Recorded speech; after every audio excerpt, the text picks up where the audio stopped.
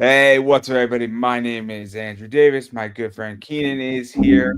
Keenan and Cal. Oh, I love it. I love it. I love it. And Cal. And Cal. Not Yes, and. sir. It's an and. I want to make that crystal clear. Which is funny And because bring back the 90s. that's why I did it just for you, man. But like I told you, I think if since everybody thinks I'm Keenan, they're like, oh, Keenan, where's Kel? Like, well, fuck it, let's own up to it and let's try to get some views off of Keenan and Kel. We've never spoken about this, but Yeah, Keenan got on SNL and Cal did not. yeah, And yeah. that ended that friendship. That ended that friendship, and it ended it hard. Have you heard them talk about it, dude? What'd you say? Have you heard them talk about it at all? You know what is? I heard like maybe like a 5-minute clip, and Kale was very much insinuating that in that like short little clip, where it definitely affected the friendship. And I thought it was really interesting, but I get it, right? Because SNL is a big deal Yeah. to be on. It's a launching point. It's a little interesting for Keenan to be on SNL though, because he's older and usually it's a younger launching point. Uh-huh. Because a bunch of people like Will Ferrell has come out, John Belushi came out of SNL, Eddie Murphy came out, right? Yeah. I think Norm Macdonald, when obviously rest in peace, Norm. Who Andy Samberg, I think also came out. Kate McKinnon came out of that. Huh? But Keenan is weird because Keenan was a childhood star who then disappeared and then emerged in SNL when he was like 38. No, dude, no. You're viewing the search. This is how it exactly happened, bro. Keenan was on Nickelodeon, and then we thought that he disappeared, but he went straight to SNL pretty quickly. Like you're saying, he wasn't old man. He was the same age as everybody else. We had just been watching him for 20 years already. So we all think like, oh, he's an older guy. It feels that way though, right? I mean, it feels that way, right? It does, but then the day that him and Kel both went on the same day, but Kel not only like he had a bad interview because he was dealing with baby's mama drama. Like he's had a terrible relationship for years, like a highly documented terrible relationship. On the day of it, him and his girl got into it hard, and he had a terrible an interview or tryout. He had a terrible tryout, and Keenan had a great tryout. They were looking to take them both, but Kel like screwed the pooch on that one. And then he did get upset because Keenan took it and just now dude, you know that dude makes $3 million a year now from SNL? That is money I would never, you give me $3 million a year, fuck yeah, I'll stay on your show. What am I going to do without the show? It's worth more than that because he's doing all those commercials. He can do stand-up. He could be guest appearances and stuff. He has a TV show for a moment. I mean, he has a brand. Yeah. So he could go to a comedy club and he could be the headliner or the head show, or he could be the opening act and he's going to get bank. I mean, the whole thing. I mean, you remember the interview with Stephanie Stalls. And I don't know if you saw the whole thing, but for those who didn't, go look it up. But what she was explaining is that obviously she was in the adult industry and then she would do something called feature dancing. But if you're on the cover of an adult movie, I'm picking my words carefully here. All of a sudden you can charge instead of 500, you can charge 2,000. I do like how you were grabbing the words out of your head right there, bro. You were like, that was the best part of it. You're like, I'm trying to choose like they're in the back and like a quiver of arrows behind you. I'm trying to choose my word here. That's not it. Like you're fucking. But that's the deal with Keenan, right? Yeah. Is that it's really important to understand that Keenan can now go to a club, and if he was being paid, I don't know what a comedian makes, but whatever he's being made, he could make double now for the same set, if not more, because people are going to come out because it's Keenan Thompson, and that's but it's and he's going to fill a room and he's going to fill a club, and there you go. So. And I like Keenan. My favorite thing.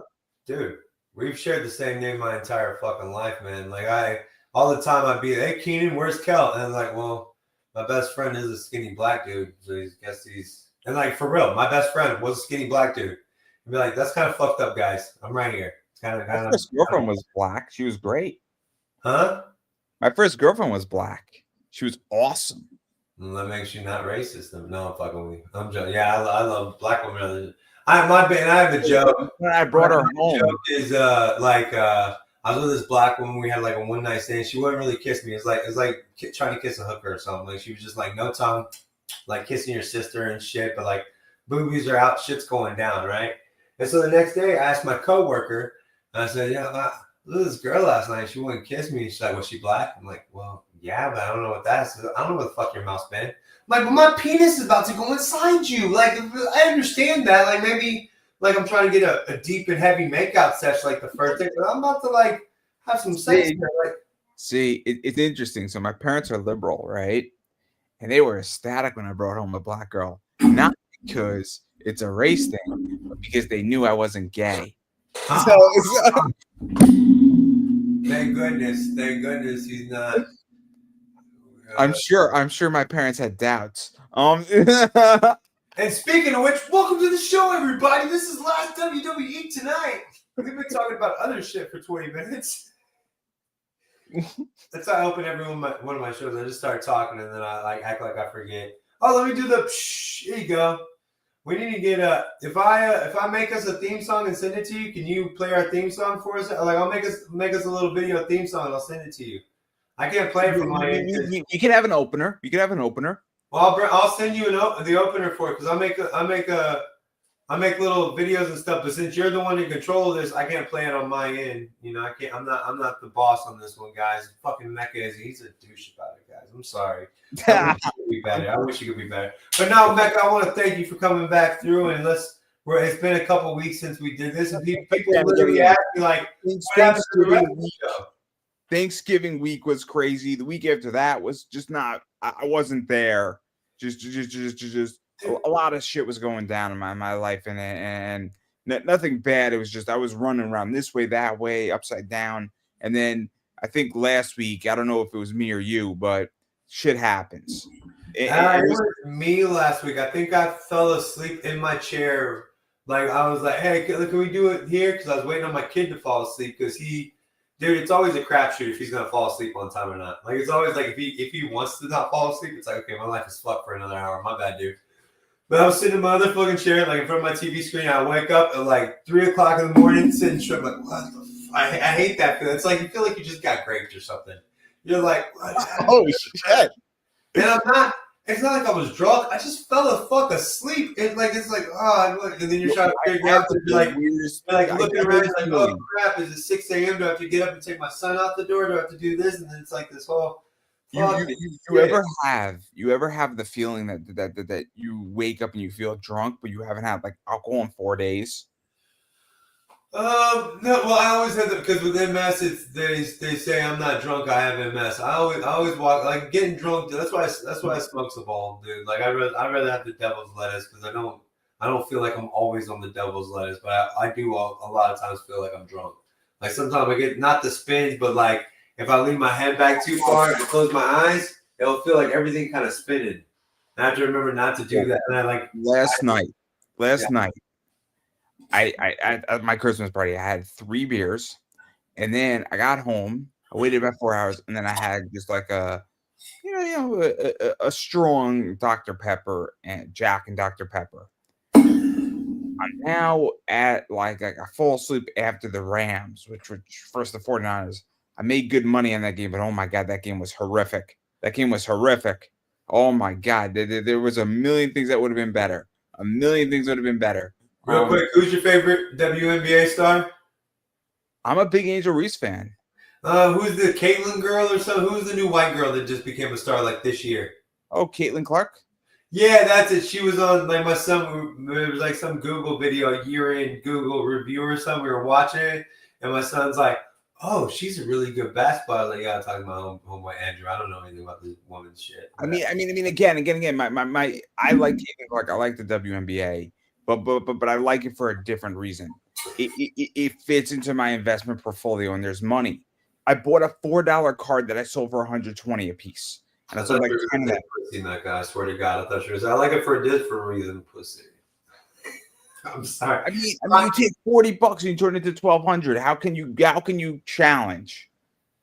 Can I just? We need to say that the views expressed by Keenan do not necessarily reflect the views of Mecca and his investor site or anything. Like I'm probably the worst thing Mecca has going on his channel. He's probably like, "Fuck, Keenan's gonna ruin everything for me." No, I don't even talk about this on my channel. I don't want to talk about it. Every time I talk about investing, shit. And I'm like, great, guys. If you want to have a conversation off air, more than happy to help anybody.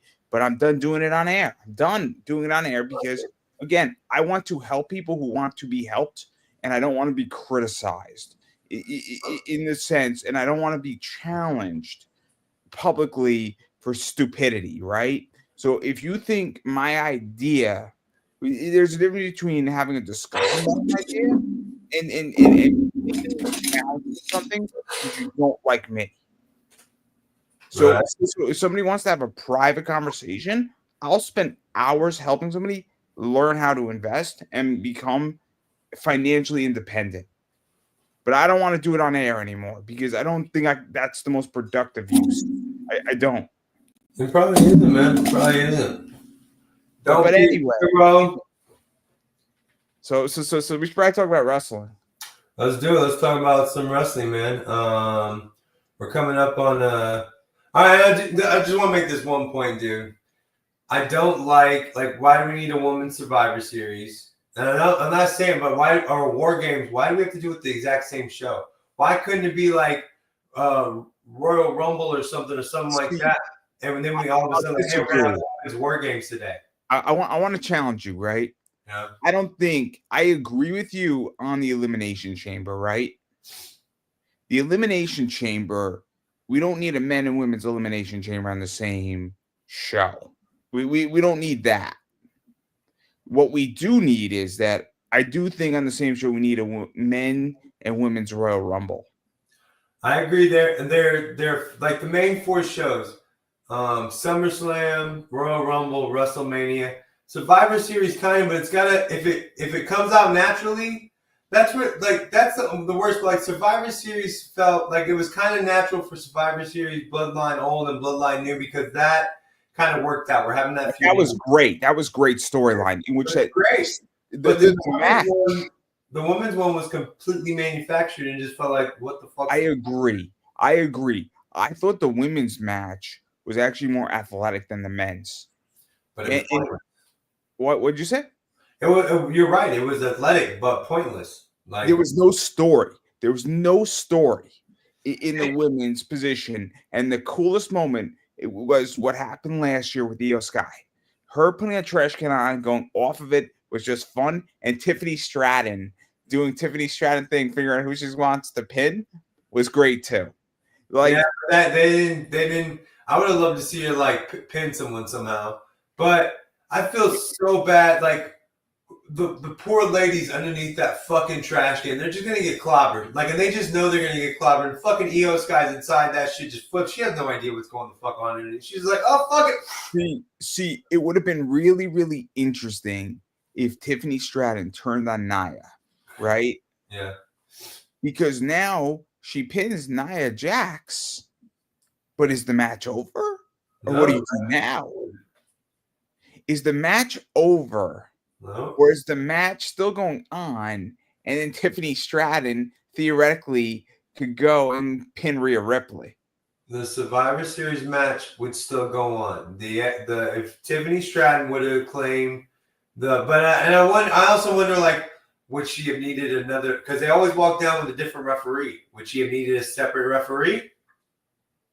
See, that's why this was interesting, right? Because now and there could have been a brilliant story there too. Because then Tiffany Stratton for all this time, when we talk about manufacturing, like you missed an opportunity where you could have teased it. Even if you didn't do it, you could have teased it. Or when someone like Io Sky comes off the fucking top of the cage in a trash can, maybe then she should be completely done for the fucking match. Like, I get it. It's a great fucking move. But then how about she just lays there laid out like, okay, Io Sky's not moving the rest. That was a devastating move.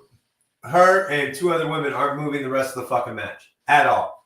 They are dead to the world, unfortunately. I mean, again, you know, it is. I thought the women's match on a wrestling level was way more interesting. I thought the story was great in the bloodline, new bloodline versus old bloodline, and Punk, dude, I want to talk to you about CM Punk coming back, and I think that was a good fucking move. You're gonna owe me a favor talking to fucking Paul Heyman about that shit. And then you got Paul Heyman, and then Punk saves Roman. Yeah, that was good.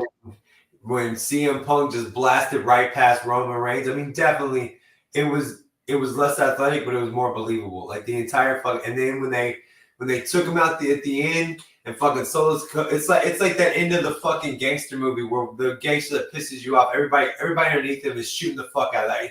Fuck you. That's what it was. What was it? What was it? What did the Usos super kick Solo? Yeah. Right? Did Sammy do something? Yeah, he the hula hoop, whatever the fuck you call that. The haluva kick. Yeah, there you go, haluva kick. I feel lame even trying to figure out how to say that properly. I love Sami Zayn. I think Sami Zayn made a choice to stay in WWE, and it was the right choice. And people gave Sami Zayn shit for wrestling like Johnny Knoxville and like the Jackass match a while ago, and that shit was brilliant. And I'm sorry, but Sami Zayn is enjoying being a WWE wrestler. The only thing I don't like about Sami Zayn is his Canadian sensibility. Like, you know what, Roman Reigns? You know what it is? I think you actually like us. I think you enjoy it. I want to be like, Sammy, come on, dude. Like, you're killing me. Don't bring your Canadian. You're not a Canadian tough guy. Same thing with Kevin Owens. In the car with fucking Michael Cole. You know what, Michael? Just get out of my car. Just get out of my car. Turn your butt a boots around and get out of my car. Okay, you fucking Canadian bitches. Calm down. Funniest thing ever. Have you ever seen Kevin Owens as Kevin Steen? No, I've not seen Kevin Steen. Oh my God. He got screwed out of a title, right? Yeah. And he goes up to the guy, he says, "You're an asshole and I'm an asshole." And then he says, "But I can't hate, you're a piece of shit and I'm a piece of shit. And I can't hate you for what you did. So what I'm going to do is I'm going to line everybody up and make them suck your dick." Now these two, and you point to the Young Bucks, I'm not going to make them do that because they're good Christian boys. And it's one of the funniest things. I'm going to line everybody up and make them suck your dick, is what Kevin Steen said. I think it was in Ring of Honor. It's one of the funniest things I've ever seen somebody say in wrestling. I think the Young Bucks would be the best at sucking the dick. I mean, if I'm going to place bets on who's the best at sucking the dick, I would say the Young Bucks are pretty good at it. It's one of the funny things. He says, not these two, because they're good Christian boys. Good Christian boys. A? All you have to do is add an A at the end of that shit. And then the other funniest thing with Kevin Owens, he's at a Shania Twain concert, and he just starts singing. And just watching Kevin Owens at a Shania Twain concert is one of the funniest things, too. It's not supposed to be funny, but it is. I love it because you would not expect him, because he looks like a tough, brutal guy. Like, I expect like Kevin Owens to be like at like a deli eating like a monster sandwich, and it's like he's so happy to just be there. It's so like just out of like the norm, out of character and shit. Dude, and speaking of Canadians and singing, have you seen these people crying because Celine Dion's coming back better than ever? I don't know how long ago this was, but I had to watch it on this fucking year in review with my son. And these people are like, "Oh my God!" I was like, I didn't know anything was wrong with Celine Dion. I thought maybe she was just like taking a break from singing. My bad. She's still alive? Yeah, dude. She just married an old man. She wasn't actually old. Like, she's gonna be like, that dude died like 20 years ago. It feels like, and Celine Dion's just getting hotter and hotter. Like, dude, and like people give me shit like, "Oh, you never got girls." Like, have you seen the fat dudes that have gotten girls in this lifetime, bro? Since the honeymoon, we've been grooming beautiful women to get with ugly ass dudes like me, bro. You want to talk about grooming? We've been doing that forever, dude. Forever. Let's look at the Mr. McMahon shit. And the fucking like, dude, that dude wasn't pretty. Be like, "Oh, Trish Stratus wants me." No, she doesn't, dude. You're just fucking cornered and you're weird fuck. So Survivor Series we missed out on. There's not too much stuff has been going on in the weekly. And again, I just watched the breakdowns on the YouTubes and shit later.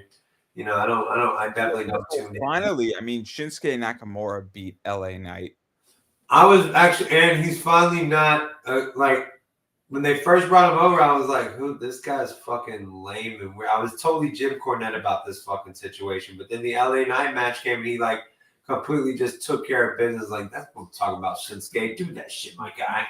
I like Shinsuke Nakamura. So it's interesting, right? He took a break from WWE, and WWE did something really cool with him, where they allowed him to wrestle outside of WWE a few matches in Japan.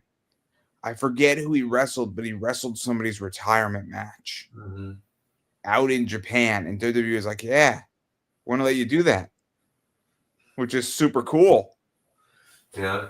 And I wish WWE would do more shit like that. Like, you have somebody out there like in a major promotion, and I'm not saying AEW it, but all of a sudden, you got a Japanese wrestler, or you got somebody who spent a lot of time, like Cody Rhodes spent a lot of time in Japan, right? Yeah, a lot of time. What would it be like if Cody Rhodes took a month off and then was on a like Pro Wrestling Noah or a New Japan show in the Tokyo Dome, and it'd be good for WWE? Keep your mind open, dude. Triple H seems very open to all these fucking ideas. He's down to do shit that we haven't seen or heard about in fucking we're actually calling wrestling, dude. We're not there. Are he's saying sports entertainers, but they're still bringing up wrestling. They're bringing up shit that that somebody went to an actual emergency room. You know what I'm saying? Like they're doing shit that they didn't bring up in WWE for a long rules that were made not to be broken. You break It's cool. So you know the Netflix position, right? Yeah. Right now, I think SmackDown's going to eventually come to Netflix. NXT is going to be on Netflix. And so the only thing is that in the United States, it's a little bit different.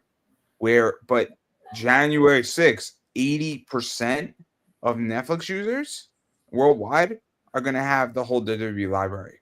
Yeah, they're going to have the whole WWE library. Not only is it going to be, everything's going to be available, they won't have to wait for Monday Night Raw till later. And when they go overseas, like we'll have to conform to their time zone. Like it won't, like Netflix is going to, like when they go over to England or fucking Scotland or do something and, Monday Night Raw. It's also the idea that 80%, so Monday Night Raw is hitting, right? 80% of Netflix users internationally, that means that's a huge audience. So Netflix has like 220 million subscribers. Yeah. That's 180 million people potentially can see Monday Night Raw. And dude, like I told you, dude, us doing this podcast brings a lot of WWE wrestling people out of the thing. Like, oh yeah, yeah, dude, I kind of like that shit. Oh, I enjoy that. Like I was doing one of my, I do another show called Chatting Out, and I was doing this comedy interview with lower style comedian, and I played the intro. He's like, man, that feels like a wrestling thing, man. I was like, dude, do you watch wrestling? He's like, well, I don't watch as much as I did. I was like, dude, I do a wrestling podcast, dude. We might be on the same level, dude. My co-host is a little bit more like new age wrestling, and I'm more old school kind of Jim Cornette wrestling. It's funny. I'm at this holiday party, right? And a coworker of mine who's in a different department in marketing, we catch up. I'm in on Mondays, and then I see him like every other Monday in the hall. We talk for like 20 minutes, and so like he's a big soccer fan. I said, "Yo, I'm like a huge WWE fan." It's like, me too. It's like all these people are now coming out of the woodworks and the woodwings, and they're like, "Cool." It's cool to say. It used to be like, "I'm a wrestling fan." Me too. And now it's like you could really, really talk about it and get into it, and it's not like shunned because it's cool to see this stuff. It's cool to have WWE merchandise. It's cool to wear a John Cena shirt now. Well, I don't know if that was ever cool, Mecca. That's a pipe dream of yours, man. Let me put it a different way, right? It's not frowned upon, right? It's not viewed. So like I had these two friends. One of them is no longer a friend, and WWE's on, and like they freaked out about it. Really? They thought it was like the devil. Guys, it's people shirtless beating the shit out of each other in a semi-staged way. Like this is not. It's homoerotica that's on every Monday night for everyone to watch. Your children can enjoy this. It's like, guys, calm the fuck down. Like you should watch it. Like tell your parents to chill the fuck out and let's go watch people get suplexed. Dude, my cousin just did. She's the editor for the newspaper in Amarillo, Texas, and she just did. There's a company in Amarillo's from where the Funks used to be set up, and the company that used to be owned by the Funks is trying to bring back old school, wrestling territory type wrestling. And she was talking. She was like doing that. I was like, holy shit, that's so cool. I would love to like talk to you. And I was like, I only know about the Funks from what I hear. Amarillo was this great town, but again, unless you lived in Amarillo in that day and age, you don't really know everything you get is like third hand from that little territory going on and shit. But I think it's cool how everything's spreading out and stuff's only. The Iron Claw. The Iron Claw movie coming out. Zac Efron and the guy from The Bear. That makes a lot of people from the people like, at least me. I'm like, okay, fucking the dude from The Bear isn't Kerry Von Erich. What the fuck ever. It doesn't matter. But yeah, and I don't know. I haven't watched tonight, and the stuff I saw on Monday night, they're pretty much just. They're pumping up the Saturday night main event, which I guess it's going to be. I think they're going to keep that going. So Peacock's going to still have Saturday night's main event for the near future. Like that's pretty good. I think the way it's going to work is that Netflix in Canada is going to have a lot of these premium live events. Yeah. And then I think WWE's deal with Peacock is going to be for a little longer, but eventually it's going to come over to Netflix. Yeah. Which makes sense because, again, I want all my content. I'm going to be, it's tricky, right? Because Monday Night Football is going to be ending in like 3 or 4 weeks. Yeah. So once Monday Night Football is over, I'm going to come home, kick open my iPad, and watch it on my iPad. Like, and it's going to be awesome, right? Like that's the whole point why I think this is such a game changer is that, so when I was in DC, I didn't have an iPad, but I had my Xbox One X, and I have Netflix on my Xbox One X. So I used to watch a lot of stuff on Netflix. So let's say you have your Xbox connected and you have your Netflix app. Great. Your Xbox is going to give you WWE, for lack of a better word, it directly and indirectly. And that's why it's such a game changer because now I'm going to come home, eat my dinner on a Monday night, get home around 6:30 from work, and I'm going to be laying in my bed watching wrestling. It's so accessible. Right. Even though WWE was on the forefront with the network thing, they were kind of still keeping their feet in the past, doing the network shows and relying on we still got everything's pumping up the mistake with the network, right? So like I enjoyed Legends House. I thought that was fun. I thought the documentary was fun. But my whole point about the network and why I like the network was that I enjoyed the fact that, the network, the thing that was lacking was that you didn't have Monday Night Raw. So it was centralized for a lot of content minus SmackDown and Raw and NXT. You could get all your pay-per-views on there for an old wrestling head like me. You could see all your documentaries on that. That was great, but it missed the point of having Monday Night Raw where you needed that stuff on it. And now Netflix, when they get all of those documentaries, they get the whole WWE library.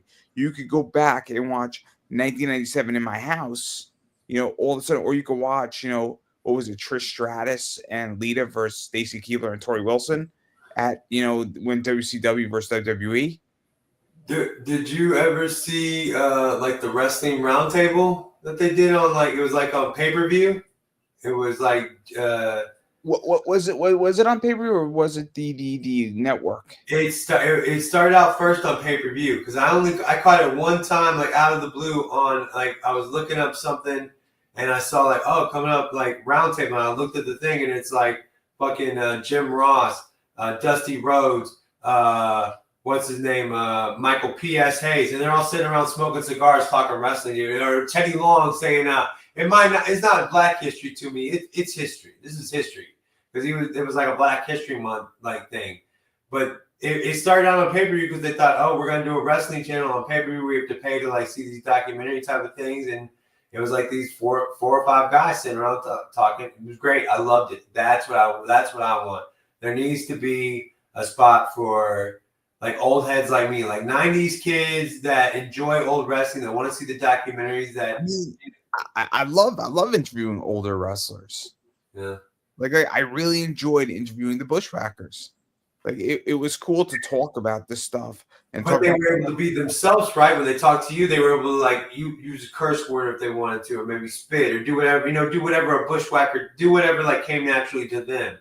That's what WWE takes away from them, and now their documentary style. You still have to be this. There needs to be like not an R-rated. I want to see ass and titties, but something where I can hear, Dusty Rhodes say the F word, Jim Cornette say, this pussy ass bitch, something. You know what I'm saying? Like Michael PSA tell his story in the vivid words that he used. The time he said again. You know what is you want to hear stuff and you want the real stories. I mean, we're talking about the Bushwhackers and how the Bushwhackers. Like, I mean, I read the Bushwhackers, autobiography, which I got connected to a guy named John Crowther. And John Crowther is big in the wrestling, does a bunch of wrestling comics. Obviously, is writing Glacier's book, his autobiography. You know who Glacier is, right? Glacier, the wrestler from WCW and the Sub-Zero? Yeah, Glacier, yeah. Okay, well, I'm sorry, not many people have brought up the word Glacier to me, asking me about the Sub-Zero wrestler from the. I'm sorry, man. This is the first time you ever said that to me. I ask it because it's old school, right? Yeah. That's deep old school. So it's kind of like Gangrel. Gangrel, right? Oh. Gangrel and Luna Vachon. Is that not the weirdest fucking couple? Hold on.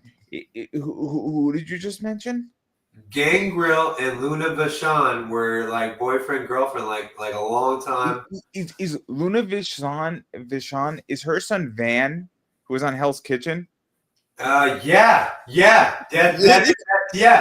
I forgot. Yeah, her son like became a major chef, and he didn't really. He was raised by like his grandmother and shit, or like his aunt, because she was always out working. Like he's like, I knew my mom loved me, but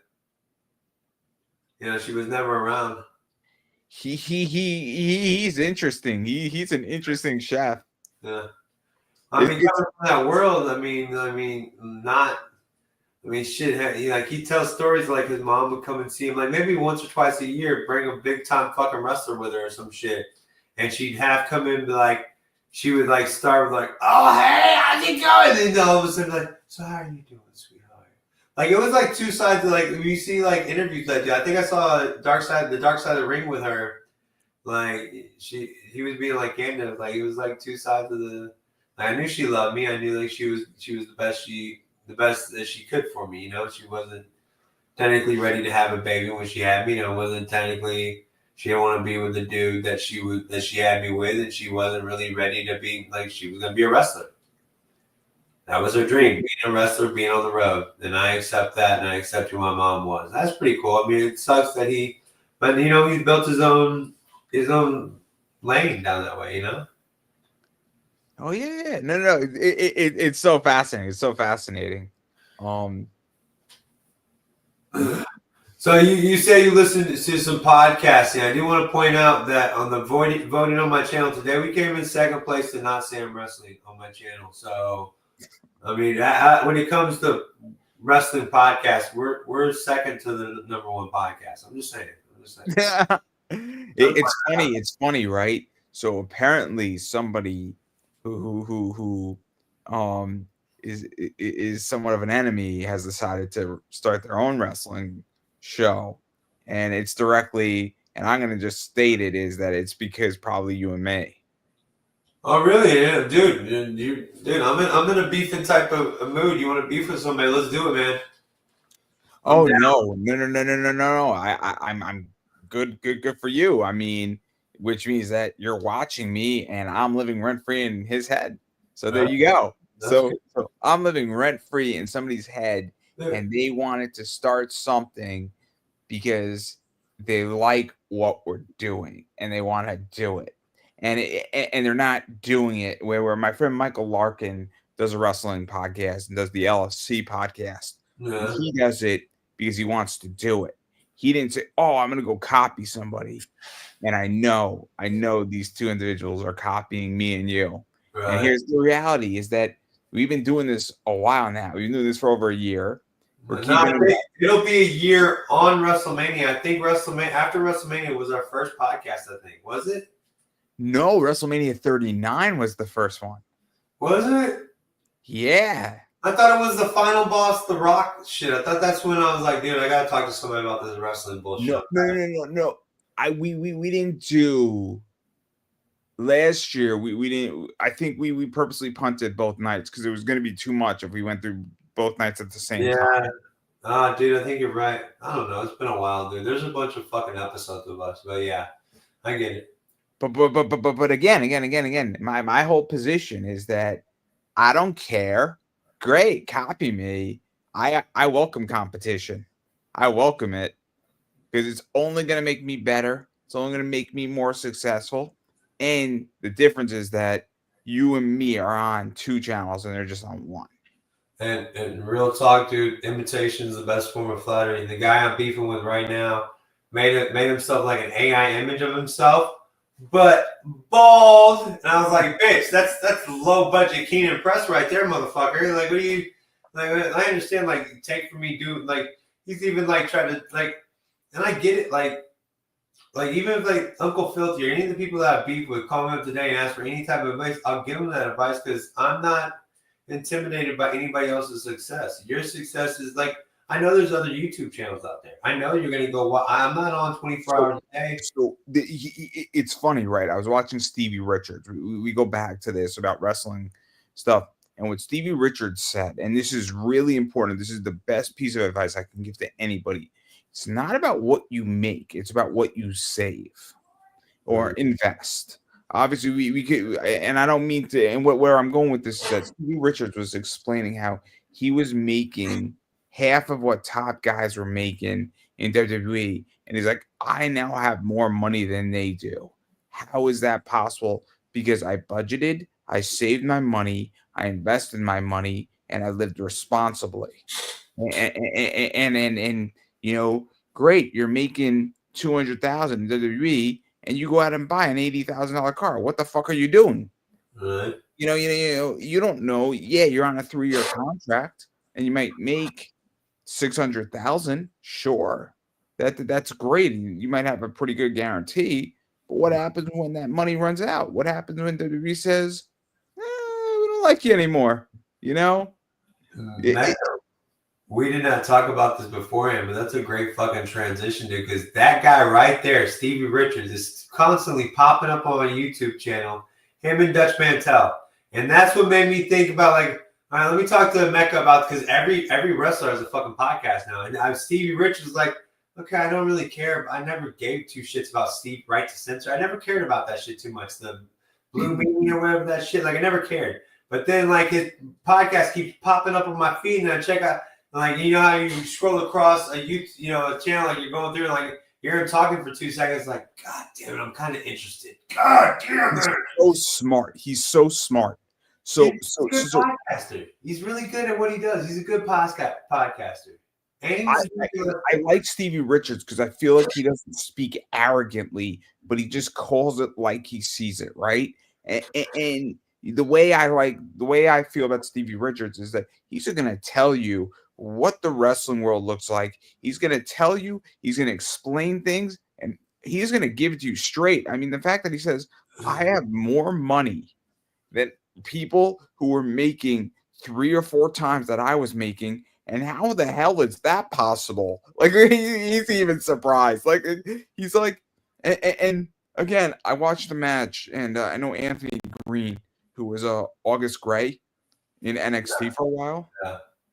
And he had a match with Stevie Richards, and Anthony Green on the Indies was known as the retrosexual.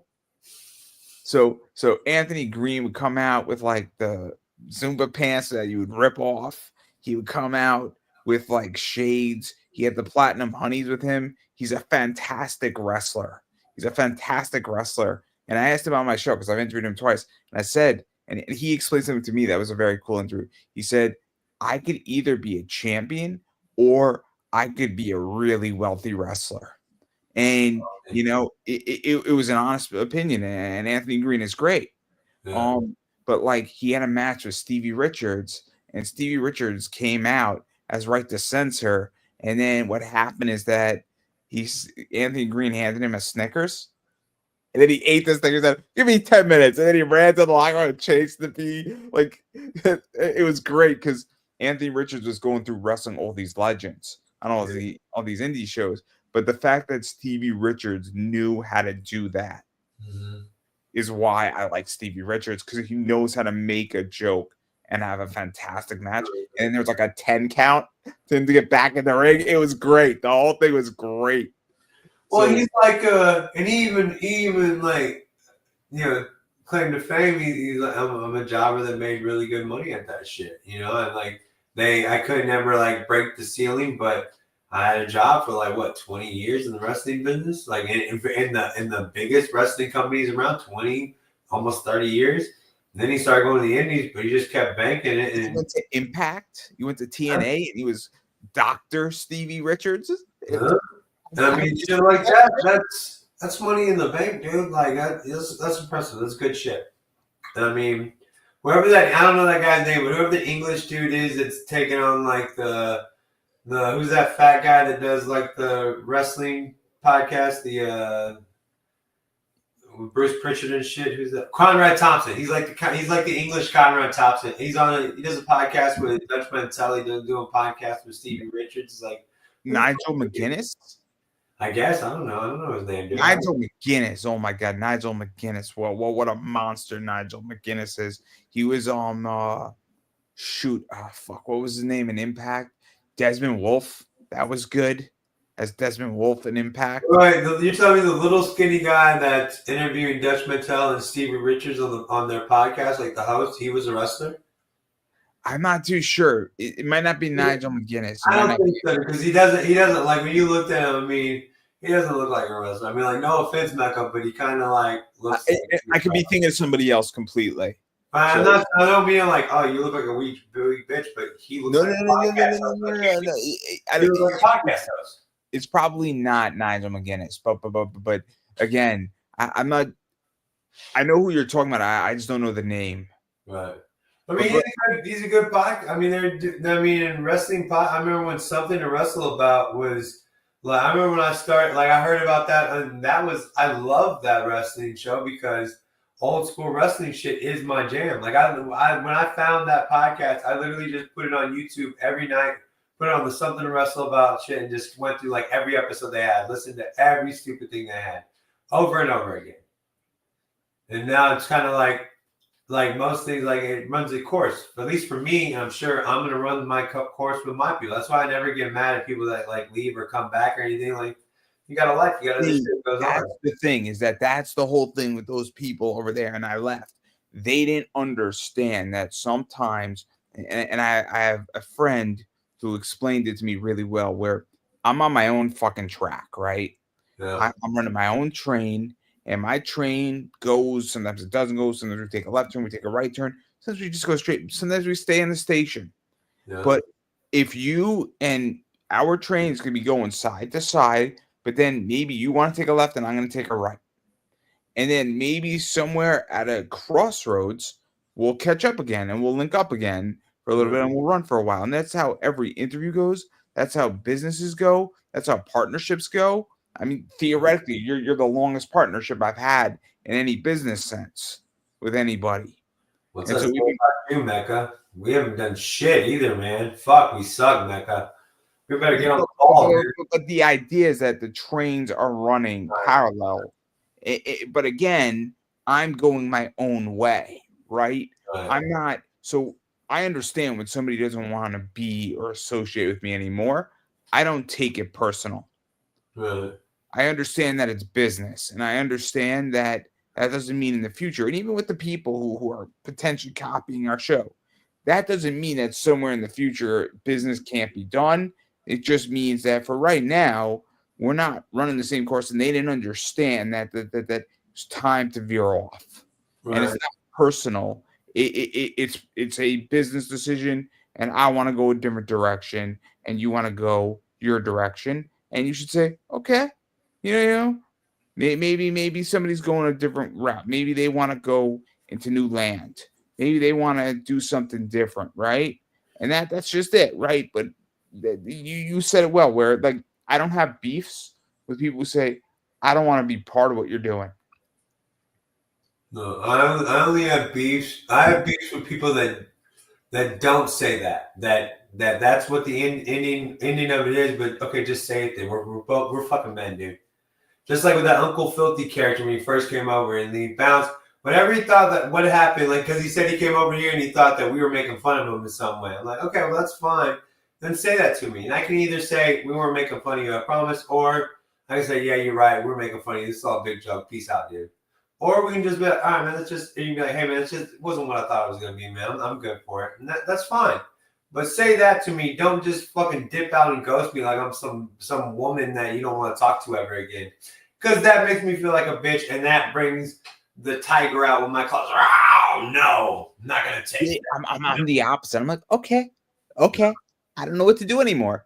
You do you, because right now I'm having a tough time in my side hustle, but that will eventually get resolved. It could get resolved in February. It could get resolved in March, but it will get fixed. And I have enough money to handle my shit. That doesn't mean I want to spend money or tap my resources or and that shit. What it means though is that I can if I need to. And that's why I'm now at my position, because I realize I cannot do the same shit and shoot people and ask questions later. Right. I have to behave accordingly. It's kind of like, I had a ride yesterday, therefore I could drink at a holiday party. If I did not have a ride and I had to drive myself, I wouldn't touch a beer. Right. Well, Because that's called being responsible. right. And so, again, this is why, and also, I don't fight people unless there's money involved. Until there's enough money, there's no reason for me to fight or take your shit. Well, unless there's something of value. I'm being called a bully right now. He's like, dude, we're two grown ass men. And then he called me, and he has a disability. His is autism, and I didn't bring up his disability until he brought up my shit. And I'm like, okay, autistic fuck. Number one, my son has autism, and it's up to the parents to teach them how to like deal with life. And you maybe should not be on YouTube if you can't deal. Like people are gonna give you shit. Like he talks about like my dad died, and I cried about it on screen. Of course, these assholes are gonna say some shit. Me, Mecca, somebody regular might not say, oh that. But some assholes are going to be like, you baby bitch, you cried about your daddy. Your daddy passed away. Wah. That's rude. That's mean. But that's what fucking YouTube is. They're trolls out there. They're going to fuck with you. You have to have a thick skin in this. I've been called in, and I'll say it, is that somebody said on a YouTube thing, they interpreted a joke of somebody stating, oh, Andrew's one of the biggest comic book flippers. And also he's daddy's fuckboy, implying that my father's raping me. Now, This is my response is next time I see you at a con, I'm going to knock your ass out. And here's the problem. You're going to get your ass knocked out by somebody with a disability. So first off, you got knocked out. Secondly, somebody with a disability knocked you out. And you think a police officer will be like, no, that guy didn't do that shit. What, are you fucking kidding me? You're going to go to the police? You say, that person on the crutches knocked my ass out. The police are going to be like, they're just gonna be like, Mecca, I'm sorry, but I don't know. I think I've said that joke on this podcast like 5 or 6 times, my guy. I think you just stole my joke, dude. It's okay. It's okay. It's okay. I don't hate you for it. The police are gonna look at me. They're gonna look at this person. They're gonna look at me. They're gonna look at this person. They're gonna be like, yeah, we don't see it, buddy. All right, not gonna happen. See it. Not gonna do it. So. Who's your favorite? Because I've also gotten caught up in this not Sam wrestling not bullshit, but he talks about it. He talks about it like he is just such a big fan. He's like, let's talk about our feelings. Do you pay attention to the product? Like I get it, bro. It's good. We're all having fun, but you're acting like this is the end all be all. I understand WWE pays you in some way, but come on, man. Come on, dude. Like, calm the fuck down, not Sam. Let's talk about this is an emergency podcast. What just happened tonight? Like, okay, bro, calm the fuck down, dude. Like when the New Day crossed, when they went over on Big E, he had an emergency podcast talking about that shit. Like it came up my YouTube stream. I was like, why are we like? I understand it's a big deal. They screwed over Big E, but they didn't even really screw him over. They just said, we're done with you. They could have punched him in his face and be like, yeah, you broken big bitch, we're done. But they didn't do.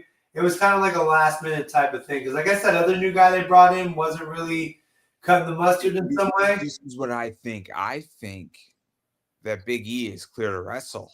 That's why they did it. I think Big E is coming back.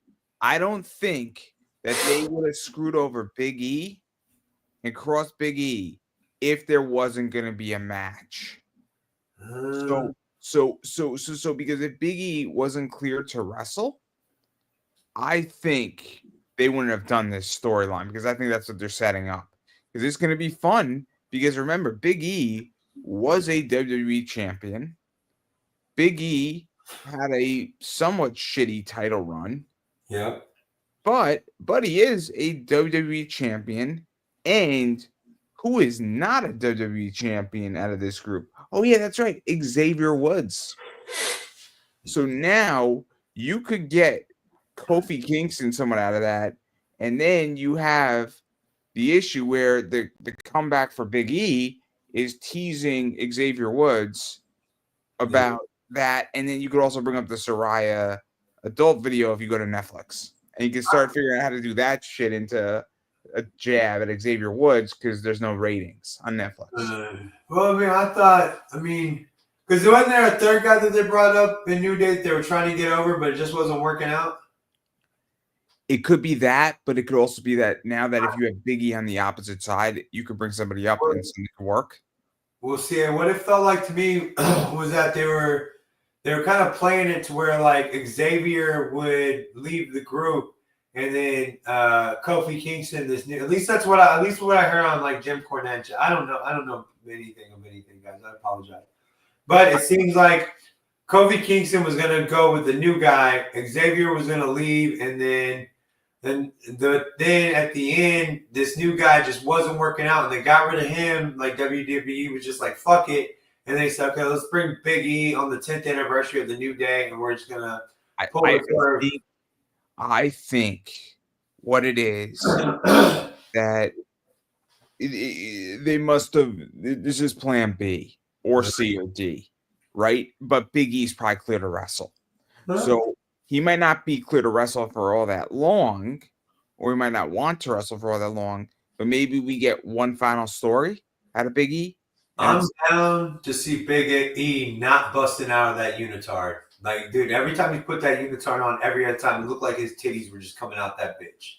So I remember seeing the New Day as heels, and I love the New Day as heels, and it's like the power of positivity as heels. Yeah. So much fun. And I remember seeing it with Tyson Kidd and Cesaro and Natalia. Yeah. And that was a lot of fun seeing like the heart connection and all that stuff and like the swings and oh man, that was good stuff. Big E versus that who's the Steiner kid? What's his name? I forgot his name. Breaker. Yeah, Big E versus Braun Breaker. That'd be a good match. That'd be a good fucking match. That'd be fun for the Intercontinental title. Yeah, that would be fun. And then you take the belt off of Braun Breaker for a minute. Then maybe because I just don't think any of the New Day should. I don't think any of them are like should vie for the big championship anymore. I mean they've got to be coming to the end of their fucking run. Like it's they could have a fun tag team run. They could have a fun U.S. title run type thing. You could have a fun run. You know, all that stuff is cool. I mean, I like the New Day. I think won an NXT championship. That was cool when they came to NXT for like 3 weeks. Yeah, that was cool. But I mean, and Big E, I mean, what is he? He was champion like 20 years ago now, so now he's in his 40s. I mean, he's my fucking age, I think, dude. No, Big E was So Seth Rollins was the first NXT champion. Big E was, I think, the second. Bo Dallas was the third. Neville was the fourth. Who was the fifth? Sami Zayn might have been the fifth. Well, I mean, what I was saying though is that Big E's like he's old now. Like I'm not saying he can't have. He's 38. He's 38, I think. That's what I'm saying. I'm not saying he can't have a few more years wrestling, but he's definitely not going for the fucking championship. Giving Big E the championship now is like giving JBL the championship when they did. Granted, it was a good move. Have you seen JBL lately? Oh, dude, Jay, he's on a pod. He's taking up for Bruce Pritchard now because he does another podcast. But right now, no, JBL is in like Impact and TNA. What I just saw of him was he showed up on the Something for Wrestler podcast because Bruce Pritchard's taking some time off after he got he's taking some time off from WWE. I don't know what's going on there, but I do know that JBL is taking out, and that's also what made me bring up this podcasting shit because. You know, we got JBL, we got Bruce Pritchard, we got Jim Ross. We got JBL. JBL is so interesting right now. He comes out on Impact. He's in like a black trench coat with his cowboy hat, his cowboy boots, and all he does is he just hands out clotheslines from hell. That's all he does. That's all he does. In Impact, that's great. And nobody knows. And Nick Namath, who's Dolph Ziggler, is the Impact/TNA champion. Jesus, that I did not know. I haven't thought of Dolph Ziggler since he left WWE. I did not realize he was in TNA. He's killing it. He's killing it, and he's like on the indies. He's doing great. Good. Maybe he can come back someday and not be. I mean, he was. You could see like he had that star potential, but for some reason it felt like WWE, which is always like no. You know what the problem is that they didn't know how to fucking use him. Right. I'm excited to see how Triple H, like he seems to understand how to use people the right way. Like it seems like it's some old school wrestling type shit with a new school mentality. Let's go through it. I think they used LA Knight and Shinsuke Nakamura really well. That match was good. It was good. I like that. And I didn't think I was because I don't really, at least in his last run, I wasn't a huge fan of Shinsuke in WWE. His last run with WWE, but then when they came back this time. They've been using him better. I like that he's kind of like the foreign, like the foreign menace or some type shit. You know what I mean? Like kind of like he's sitting there like just the fucking poison dripping out of his fucking mouth and shit. It's kind of awesome. I like that. And then I mean, Gunther faced what, Damian Priest? Yeah, they're gonna do it again. No, they're doing a 3-way: Gunther, Damian Priest, and Finn Balor, or whatever. Yeah, Finn. I think that's coming up for a main event. I think they're doing a 3-way. That's cool. That's cool. I sold my Finn Balor Pop Funko. I'm regretting. Nah, I'm not happy to sell that thing. It made me some good money. It was good. Good. Finn Balor finally did something for somebody. We appreciate that. Thank you, Finn. What else? What else is in play here? I'm trying to think.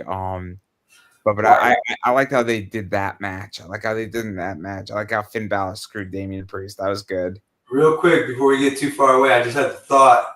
What if, like, you know how, like, the Judgment Day is, like, always switching? What if the New Day, like, it was just, like, Xavier held back and then, like, was just, like, the worst people ever? Like, you know what I'm saying? Like, you put, like, that big fat dude that was, like you bring, like, that – who's that guy? That Stan Gable. You bring in, like, some shitty people like that to be the New Day and shit.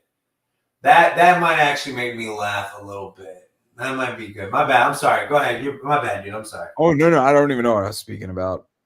You were talking about. Like you said. You were talking about. I think Triple H knows how to use people really well.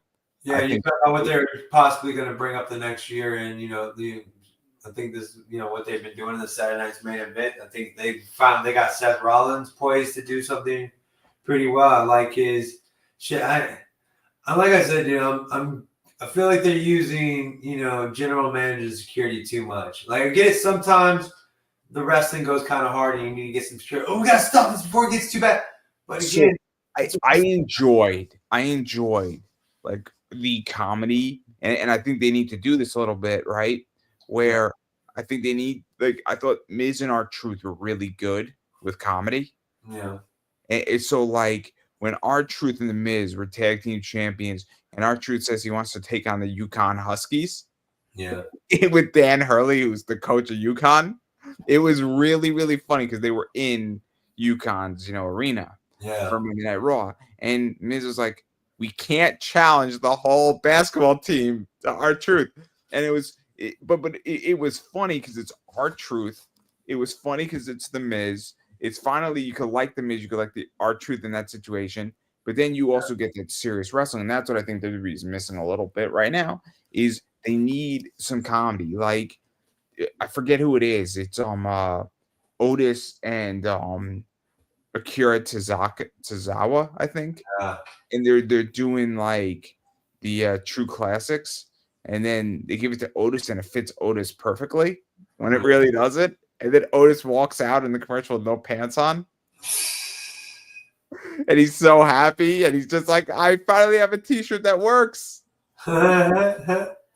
But like that's what WWE's missing. But obviously, that's for a premium event, and True Classics is a sponsor. Like that's what I think is going to be missing on Netflix. Is that they need a little bit more of that because because if you had some of that in there and you had a few funny segments, you would need less of security and management. Yeah, but I do like. I mean, it has become more like it's especially like the events like Monday Night Raw and SmackDown is basically going talking. They put some sporadic wrestling matches in between, but they're never like the pre. I like what they're doing right now. I like the way it's. At least I like how the shows Monday Night Raw, SmackDown, and shit like that. I like how that's just like getting you to like the premium line. What's the PLEs? Not for sure. I love that now. Well, PLEs, okay, yeah, premium live events. I get it. Like, can we not just like? I understand it's not pay per view anymore, but it's been. I don't know, dude. Man, I feel like seeing when shit like this happens, like whenever a Jimmy wants to change his name to James, like no, I'm not James. No, bitch, you've been Jimmy my entire life. We're not changing it now. Like, no, it's been pay-per-view my entire life. We're not changing it to PLE now, paid live event. Shut up, dude. Shut up. Again. I think it should be pay-per-view. I think that you could call it an event, premium, live event, PLEs. I get it. But again, this is the same thing. It's like putting lipstick on a pig. It's still a pig. Is pay-per-view owned by like the cable company, like trademarked by them? Is that why they have to say PLEs now? Because PPV, pay-per-view, is like trademarked by. I think what they're trying to do is that they're trying to find like something that sounds hip. What it is that it's a premium streaming event. It's a PSE. Is really what it is. It's an over the top, event, right? Like I mean, what do we call the Tyson Paul fight, right? I mean, what was that, right? I don't even know. Hold on, sorry. That's yawn number one. If we get to 3 yawns, the show's over. I'm sorry, Mecca. That's my rule in life, dude. Even my lives, I'm like, guys, if I get to 3 yawns, we're ending the stream right now. No. But I'm actually asking a serious question. So, what do you call the Tyson Paul fight? Because I called it an event, right? I called it an event. Yeah. It was a fight. It was an event, and that's what it is. So WrestleMania is on Netflix, right? I call it WrestleMania. Like, what am I supposed to call it? Saturday main event, Saturday night main event.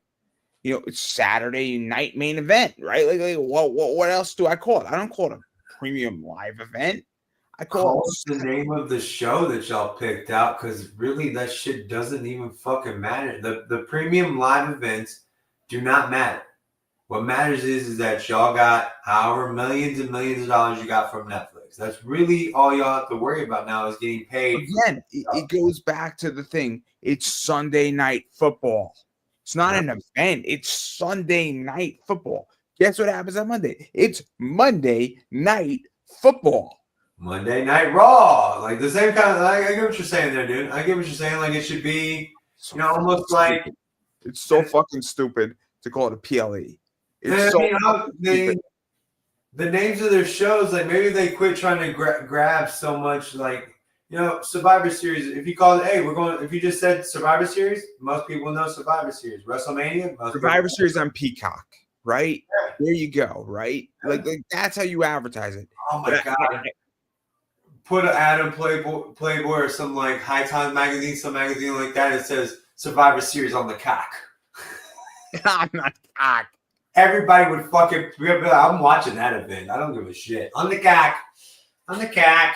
Oh my god, I would love to write WWE content for Playboy. That would be dope. That like you put it on your resume, WWE contributor for Playboy. Yeah.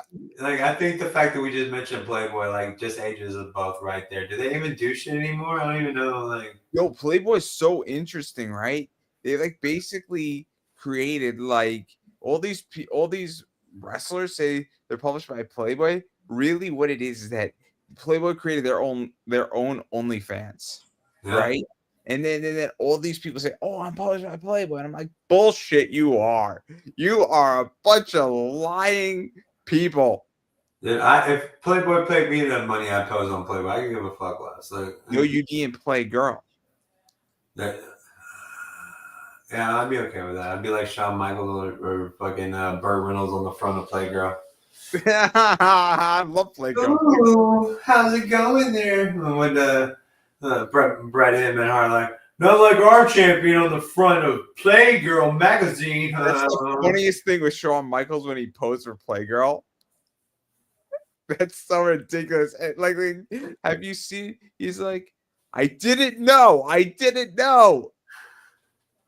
Dude, when Triple H brings it up, it's like hilarious. Like all the DX stuff back in like 1999, and then even in like what was it, 2006 when they were like pumping, and it's like SummerSlam, and then Triple H is at the table and Candice Michelle shows up, and then Triple H pretends that he's getting a blowjob, and then Candice Michelle pretends it too, and then like she's just squirting the mustard all over. WWE in the 90s. Speaking of Shawn Michaels, that was 2006 that position. That was 2006 when they did it. Well, speaking of Shawn Michaels, he got his ass beat by that Marine, right? Back in the day, way back in the day, he got his ass beat in front of like the British Bulldog, and like a Marine beat his ass because he wouldn't shut the fuck up to the Marine's woman or some shit like that. Have you ever heard that story? I have not heard this story. Okay, so remember when Shawn Michaels came out and he had a big ass fucking like black eye or some shit? That's when he got beat up by, like, he was talking shit, like he was hitting on this woman. The Marine was like, "Hey, that's my lady, back the fuck off," and then he wouldn't stop, and he got his ass handed to him by a Marine. This story's made the rounds, like all the podcasts, which again, right back to the podcast discussion. Made all the rounds on all these podcast discussions and everything. And then Jim Cornette the other day says, has anybody ever like talked to that Marine again? Does that Marine know that he's like, we still talk about him like a lot? Like he's the Marine that beat the shit out of Shawn Michaels. Like if he's still like, I would love to he said, I would love to interview this Marine again. Like where's this Marine at? Like, has he ever said anything ever about it? Or is he just the Marine? Like, does he know that he beat the shit out of Shawn Michaels? Or he's just some wrestling guy? All my lady was talking to some wrestling guy, beat the fuck out of him. That's crazy. Fucking Shawn Michaels' ass. The dude that posed in Playboy. The dude that said all this shit. You beat the fuck. You handed him his ass. I would love to talk, like, how quick did he fold up like a fucking envelope, bro? Like, did he go down like hard and quick? Like, was this one hitter quitter type shit? And you like, we're standing over, just kind of like feeling bad. Like, I should punch you again, but you're already fucking down, man. That's what that's the most intriguing. Like, we need to find that fucking. Shawn Michaels is so good, though. Well, there's a court doc because they went to court over it. So the Marine's name is somewhere in a court document. I just don't know how to find that shit. I wish I did. I wish Winston would come back. I'd ask him to troll that shit. I'm like, hey, dude, find the Marine that's We should go find this Marine and have him on. That's what we should do. Yeah, that's what I want. And dude, speaking of that, I was again scrolling through YouTube the other night, and these two black dudes were doing a live, and these two black dudes talking about wrestling. And I mentioned like, dude, I love y'all's content. Maybe someday we can interview y'all on our podcast, Last WWE Tonight. Not Scam Wrestling, and they read out the comment and stuff. So I'm gonna keep reaching out to them. Maybe because they had some pretty good insights. They we're talking AEW. It was almost like a full range podcast type, like a weekly event type thing. There weren't that many people watching. They didn't have that many subscribers. That's not why I'm bringing this up. But I think that'd be cool if we could like kind of help. I want to bring up creators and stuff. That's why I'm doing the comedians that nobody really knows yet, because I want to talk to comedians like on the lesser ranks. This is what I want to do, right? So I'm curious, in which it's a little bit off topic, but I think it's relevant. Where I am a strong believer that you have to foster the next generation, right? Yeah. There's been plenty of people who have helped me get to where I'm at, and I'm not saying I'm some super big top, person and podcaster and that, but there is a point where you have to give it back and you have to give people an opportunity, and that's the whole thing where a brand new indie kid on the wrestling scene needs to do an interview and needs help. People in comics need help, cosplayers need help, but also, then this is my biggest beef and my biggest problem with people is that people make it and they don't come back downward. And I go back to the guy Anthony Green. Anthony Green gives back, where he is at the top of his game and he's happy to sit down with a young wrestler to go over his match to make him better. And there's something to be said about that. Where I interviewed this guy Logan Easton and La Rocks. I love Logan Easton. La Rocks. He's great. He's great. He wrestles out of a gated community. It's hilarious. He's so good. He's so good. He's like a gym teacher, which is even crazier. But not the point. Not the point. He's a pompous ass wrestler, but he's so good. But he tells the story about how Matt Hardy was on an indie show and Matt Hardy was going over his match and he cut off Matt Hardy, and Matt Hardy said, "You're right. Good luck, kid." And the reason why, and so what you can take out of that is it's different if somebody's beating the shit out of you and criticizing, right? Yeah. If you just say, Andrew, you suck and you're gonna fail, you know nothing about this and this and this. But if somebody's giving me real advice to make me better, then I should shut up. But I can ask questions, right? I could say, hey, look, I'm hearing you about this spot and this little thing over here that I was doing, but I was trying to do this, and how could I get this done? Because now you're not challenging the person who's saying, hey, I was trying to get the crowd's reaction and get the pop, but how do I do that better? Because that was the intention, but I didn't know how to do that. And should I have waited 3 seconds and then did the suplex? That's a legit question. Right. But the point I'm making is that I do believe that you have to help the next generation. Oh yeah, you have to pay it forward. You have to, and whether you're a great podcaster or whatever, whoever you're talking to might be better than you leaps and bounds, but it's maybe that one little nugget of knowledge that you had that they didn't that helped them get along. Because I've watched, all kinds of different YouTubers tell you, oh, do this, do that. And I watch them, but then I take, what I think, what I need. I'll try this. Maybe that works. Maybe it doesn't. I'll try this from them. I'll pick and choose everything I need from everybody. Because not one person has it all figured the fuck out. They might think they do, but nobody knows this thing we call the algorithm. Not the way we think we know it. What's interesting is that what I've gotten out, and it's taken me a while, and I obviously study people, is that, and I look at Joe Rogan, I have a unique style. And when I'm me and I just do what I want to do, I do well. And those interviews do well when I'm having fun and when I'm not ultra stressed out and I'm not dealing with some crazy shit in my life and I'm just having a good time. And it goes into the attitude. It goes, if I give a fuck about the person, sometimes I don't give a fuck. And I sound mean when I say this, but like, maybe that day I'm just not in the right state of mind. And so like my Mark Spears interview, I was having a good time in the interview. And I was scared shitless about it. I was scared shitless, in which I did not feel prepared for it. But that's how I felt. But I also knew that it was going to be a solid interview. And I was hoping it was going to be. And I was having a good time with it. And that was like, because I haven't interviewed before him, I didn't interview in like 5 weeks. Anybody. So there you go. But like, it's really interesting. So I do think, and to just get my point across, is that I think you got to give it back. And I like to go back. And I can tell you what 2025 is about. 2025 is about finding new and fresh talent that has been overlooked. Right. And, I'm going to take the Moneyball approach because I want to find the superstars of tomorrow today. And I used to do that a lot, and I want to do that again because I think it's going to be. I don't want to be in the past. I'll take a picture of this book that I have. It's a comic book that I picked up at a head shop probably like 10 years ago, dude.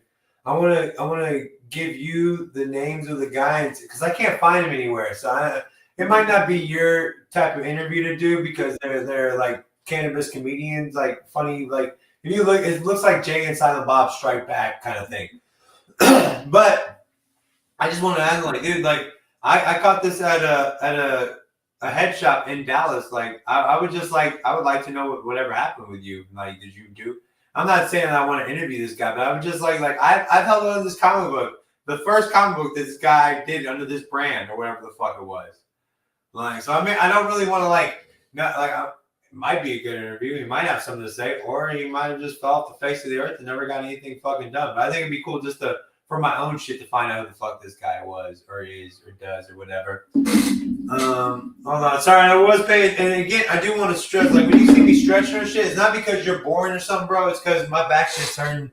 And I get it. I can't feel my foot, dude. I can't feel my foot. I'm just letting you know. Yeah, I'm yawning in the fucking background. I'm stretching this shit. Becca's probably like, dude, this Keenan never fucking ends on this shit.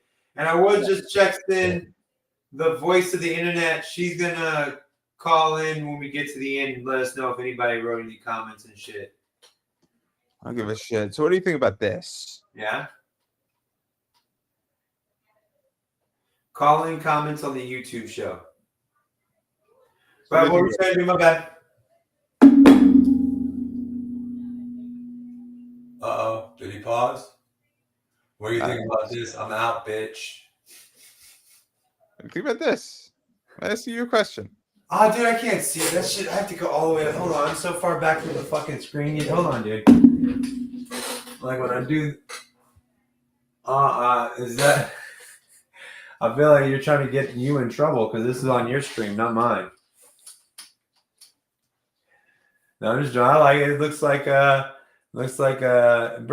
me it brings up Tears of a Clown. Like, but I'm more old school. It's Mr. Cartoon, the Dodgers. Yeah. Over art card. These are expensive now. They're like $100 a piece. Jesus Christ on a cracker! Can't believe it. Oh, is that me this time? What the fuck is going on here? Sorry, I just clicked off the screen dude, this shit's fucking nuts. Nuckin' futs. All right, and again, I want to bring, dude, it's kind of funny that you bring up Stevie Richards because he's one of the reasons that made damn, every wrestler has a podcast now. Everybody has a fucking podcast in general. Oh my God. It's my biggest pet peeve is when I first started, right, 10 years ago. So I started in 2015 is when I started a few weeks before I graduated college, right? Yeah. So I've been at this for practically 10 years. And when I started, nobody had a fucking podcast. And I was just starting to churn them out. And then now everybody has a podcast, but not everybody has a professional podcast. And what I define that where a professional podcast is that you're not just shooting the shit with somebody. You actually have an agenda. When I interview somebody, I do my homework, I research, I ask tough questions, and it's not a safe zone, right? There are people who get together and all they do is that they just talk about that week's comics, right? And there's nothing wrong with that, but it's an hour chill show, right? You also interview people that have things to say that might have a little bit of a name. You know what I'm saying? Like there's creators that you've interviewed that you could say their name and other people that are into what you're into would be like, oh, I've heard of that creator. Mark Spears is a good example of that where, his books just sold out like crazy. And so there's a lot of people. There's about 4 subscribers who are like, "Oh my god, you interviewed him! Holy shit!" Um, but that's one of the things though that there is an objective. There's a middle, beginning, end in an interview that I do. There are people who now have a podcast who are like, for the next hour, we're just going to talk about our week, right? And it doesn't mean it's hard to say it's not a professional show, but it's not. It doesn't have an objective, and that's where this whole shit where everybody has a podcast gets really confusing because not everybody can have a podcast. The question is that do you have an objective with what you're doing, or is it a chill show? And no offense to anybody. I mean, this is for me and you. Nobody gives a fuck what we did this week. Nobody cares where we're from. We're nothing yet.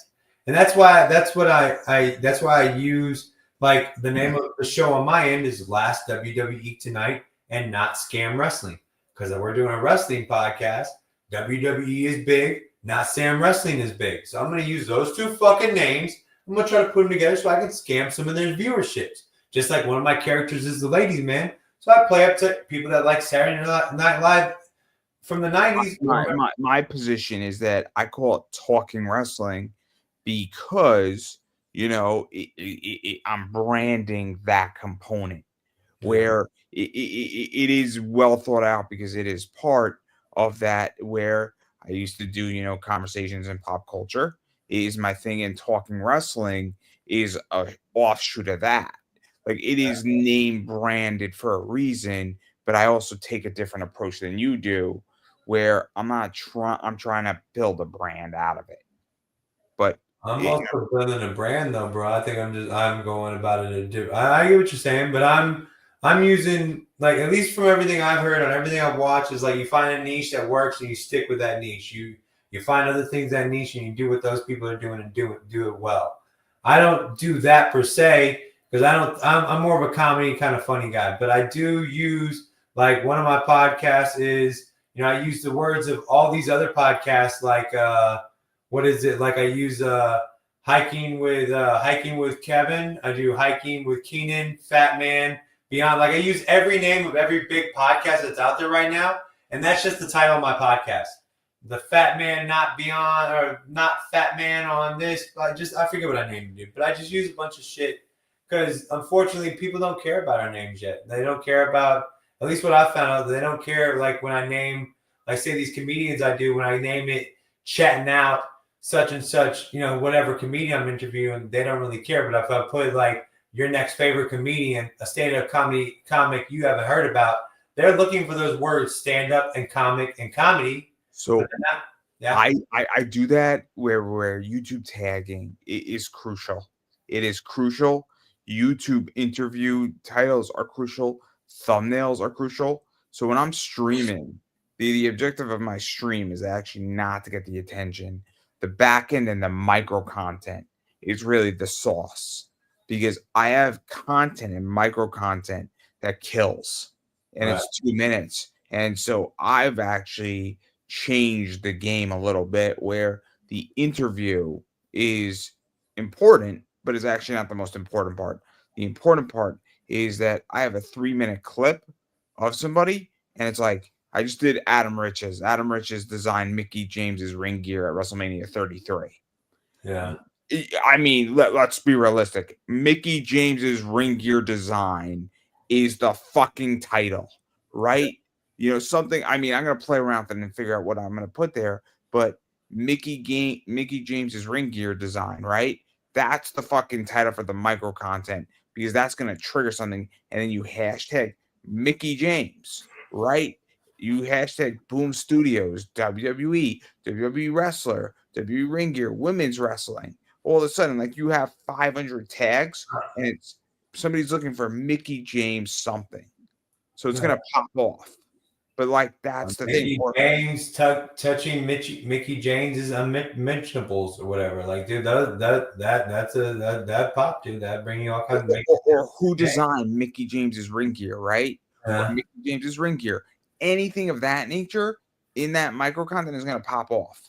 But like when I released the Adam Riches interview, I mean, I'm like Adam Riches boom comic creator, right? Like that's how you tag it, right? But like the interview doesn't pop off the same way the micro content will. But it's also what I do is I like to put micro content near each other. So Right. if I put Adam Rich's WWE and then I interviewed Tegan Knox, who was Nixon Noel, she was in WWE. You want to put that shit together because Yeah. that thing's also going to pop off each other, and it's so important. But again, Yeah. you know, but I agree, but I also take a different approach completely. No. Everybody has to. Not everybody can do the same thing. Everybody has to do different things about it. Everyone has to try different things and see what works for them. So you excited for the Saturday night's main event? Because I'm not. I mean, I'm gonna watch the first one they produced, but I'm not unless they. I mean, the thing about Saturday night's main event was it came on regular TV at a time when you wouldn't find wrestling on regular TV. I'll be honest. I'll be honest. I don't know if I'm gonna watch it.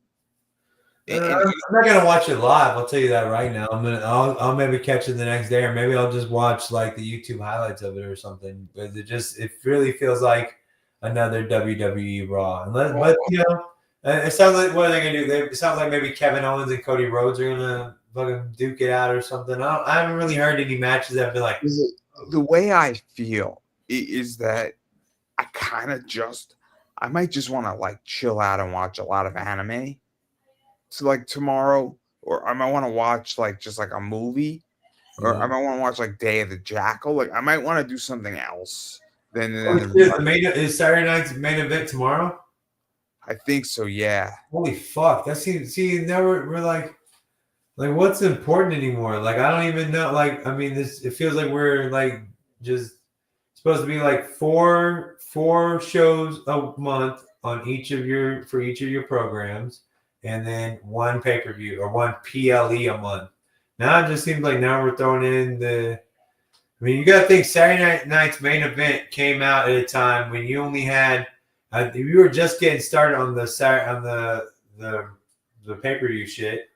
And so getting real wrestling card on live TV on a main channel, that was the draw there. That's what made it big. That's what made it as big as like Saturday Night Live because then you're getting all the country white trash bumped. It was like halftime heat. Yeah. You remember halftime heat? Halftime heat was dope, right? Yeah. Instead of watching the Super Bowl, you got like 20 minutes of wrestling. It was great.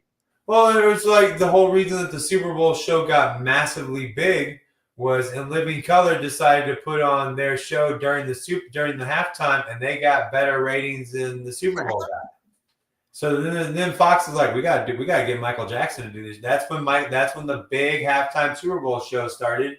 Is because of In Living Color. So thank you. Halftime heat. It was great. Halftime heat was awesome. It wasn't the fucking Puppy Bowl, guys. I promise you that. I mean, and then NXT did halftime heat, and that was cool. And I really think like I'm all for like there needs to be a men and women's Royal Rumble. There needs to be the same type of package for a men and women's WrestleMania, like that type of stuff.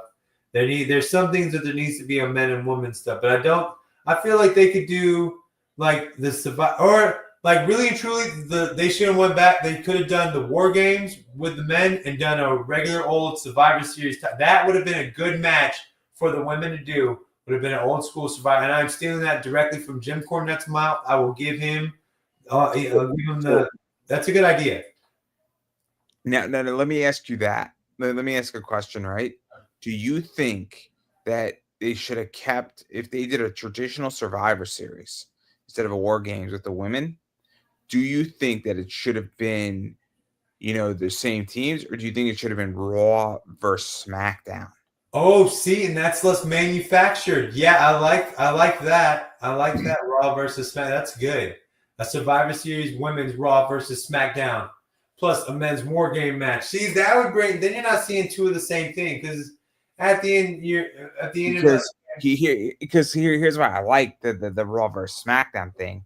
Now we have Liv Morgan's team and Nia Jax's team, and then Liv Morgan might have to say to Rhea Ripley, I know we don't like each other and we got problems, but they're the enemy. That's what I was just about to say. That brings together people that you wouldn't like. All right, we're not gonna. I don't like you, but we're not gonna let SmackDown kick our asses right now. We don't like each other, but they're the enemy, right? Like That's a good storyline. See right there, that's a good storyline. That's a good storyline. And then you get the trust issues. You get the idea that can you trust Rhea Ripley now? Is it that are we on a good position? If you win, does Liv Morgan try to get one over? Do you get Dom Mysterio helping Rhea Ripley? Like you get Raquel Gonzalez or Rodriguez or whatever her name is, like saving Rhea Ripley from something or tagging in and avoiding a pin. Like, oh man, you could get a lot of cool shit. And see, you could have like a men's Hell in the Cell at one point in the year, and yeah, women could still be on that pay-per-view. But then when the storyline calls for it, you could have a women's Hell in the Cell.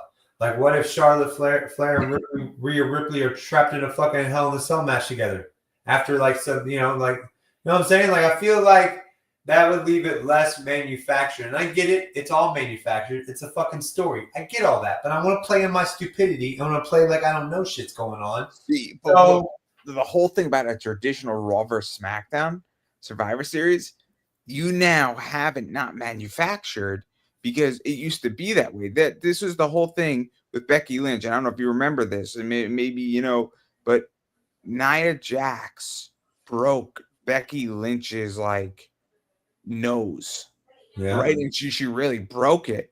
And then and then you got that scene where Becky's bleeding out of her nose, right?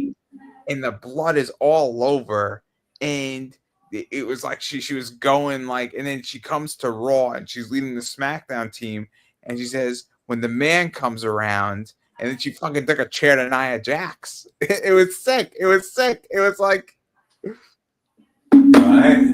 No, I mean, I just like, there's enough things going on. You have enough wrestlers that nothing has to be, you don't have to like, you don't have to worry about these standardized matches and stuff, Okay, this is our Hell in a Cell event. Just because there's a Hell in a Cell event for the men, like, and we should be like, you should have it like on a wall, like okay, we got to do a Hell in a Cell event for the men at some point during the year, Hell in a Cell event for the women. We're gonna do a men's row. You know what I'm saying? Like, we're all smart enough that they could figure this shit out and plan it all out. But let's not manufacture shit to where it doesn't feel like, we know this is fucking fake. We get it. It's fucking fake. But we don't want to be made to feel that it's fake. And that woman's fucking War Game shit was made to feel it was fake. I'm cool. So I'll give you, like, if they do Night of Champions, right? Every title belt should be up for grabs, right? Yeah. But that's not a gimmick, right? The gimmick of Night of Champions is that every champion should fight, right? That makes sense, okay? But you could have a bunch of different matches, or you could just do a straight championship card, right? Nia Jax is an excellent wrestler. No, I totally agree. Well, instead of the stupid draft shit, like, do that Night of Champions stuff, and then whoever, like, say someone from SmackDown wins the Raw title, then they're going to Raw. You know what I'm saying? Say somebody from, vice versa. The Intercontinental SmackDown champion can. You could have a lot of cool stuff at Night of Champions, where you could have every belt is up for grabs, and it doesn't matter whose brand you're on. Holy shit! What if they did? Check this out. What if they combined two of them together? Night of Champions and Money in the Bank. The people that win the Money in the Bank matches can have a chance at any championship they want anywhere. We want to go for. They can even like, after someone wins the championship, they could step out right after that and say, "No, you got to beat me for that shit now." It doesn't have to happen all the time, but that could be pretty fun. But don't they do that anyway? It'd be cool if they did that. And then somebody took a Money in the Bank and showed up at NXT and cashed in. Yeah, but I'm saying, like, the week before, like, they do all matches on, like, SmackDown and Raw. All these are Money in the Bank matches. You win this, you get to ask anybody for their title. You get to fight anybody you want for the next at the pay-per-view for the Night of Champions. That's for winning these matches. That's what you get, and it's very short Money in the Bank. You don't have to wait all year. You gotta fucking You got to make a decision who you're going to go after, and that's your decision. Once it's locked in, it's fucking locked in. But then afterwards, if you still have the money in the bank left over, you can cut. If a real money in the bank person, you walk out right at the end and take it from you. I'm just saying, it brings some more fucking things. See. I think there should be a men's Money in the Bank ladder match and a women's, because it makes sense, right? Yeah. And I don't have a problem doing it at the same time, but because those two matches don't. There's nothing intrinsic about that. I agree about War Games, in which that we don't need a men and women's War Game match, and maybe we don't even need a men's War Game match every year. And hear me out on this, right? I think with the Bloodline we needed that, right? Yeah. But let's say last year, I don't know if we needed a War Games match for that shit. No, we did, but see, that's when they're smart enough people that are writing these things. They can be like, okay, this year we don't really need a War Games, but you know what? The women do need a War Games. You know what? But imagine this, dude. What if the women had a Survivor Series match, but the women, they still had that double ring set up. The women had to be on one side of the double ring, like on the corner of one side, and the other woman had to be on the other. So you had to make it all the way across to get a tag. You had to make it all the way across those two fucking rings. So I'm just saying, there's a bunch of different things they could do, and I'm like you said, there's sometimes what if they don't need a Survivor Series at all? What if you can give us another fucking name? You have so many fucking pay-per-views, you have so many fucking options. I like the idea that Survivor Series used to be Raw versus SmackDown. Yeah. Which I like the idea, no belts, right? So you're not going to steal the SmackDown belt because. Yeah. It's just about brand supremacy. I like that. Because then you get AJ Styles versus Brock Lesnar. And now you get some really cool shit that could be mixed up. Or like you get Daniel Bryan versus AJ Styles. And yeah, sure, you could draft people, but let's say you have, there's usually 5 major superstars in each brand. Right. So you're not going to move necessarily Seth Rollins over to SmackDown if it's AJ Styles' house and AJ Styles is the champ on SmackDown, right? You might have a Daniel Bryan, you might have maybe a Dean Ambrose, you might have a John Cena pop in and out. But if Seth Rollins, Roman Reigns, I'm trying to think of another, Brock Lesnar are the top 3 guys on Raw, it's going to be hard to move one of those over to SmackDown. Right. You're not going to have many matches between Brock Lesnar and AJ Styles, but you have it at Survivor Series and it's a draw. And just like how you send a wrestler to a different territory to learn a new hold, you could send a wrestler to NXT. It doesn't technically have to be like, oh, now that they really lost it because they're sending them back down to NXT. No, you're sending them down so he can build himself back up, so he can become like, maybe that pisses him off, and that's a natural way to become a heel. Oh, they're sending me down to NXT. Fuck this fucking place. Oh, that's a natural heel turn right there. So then watch him build himself back up and be like, fuck it, I'm going to be that much better. Fuck it. Like, what if Big E had to start all the way back at NXT? Imagine that, like, I've been gone for 4 years. Like, sorry, Big. Like, Triple H literally saying, or like Adam, whatever, like saying to him, like, man, I wish I could do this for you, but until we see something out of you, Big E, like, you've done great for us. We appreciate you, but you have to start. It could be really cool to have loser leaves town matches. That's a good way how to get somebody over to SmackDown or Raw. Yeah, loser leaves SmackDown. Loser has to go to NXT. Loser gets sent to AEW. Yeah. You know how much cool it would be? Loser has to go to NXT. That'd be so much fun, and here's why. What if you are? What if it was Sami Zayn versus Kevin Owens? Loser has to go to NXT, right? Right.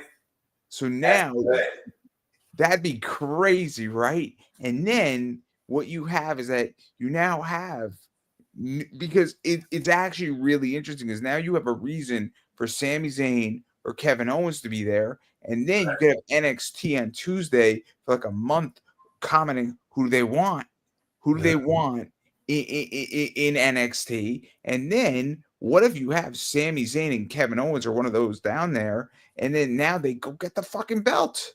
Right. And real talk, like, You might be getting sent down to NXT, but you're still getting paid the same that you were getting I paid. get paid more fucking money. So what does it matter? But what does it matter what show you're on? Like, okay, yeah, you're not on Raw or SmackDown anymore.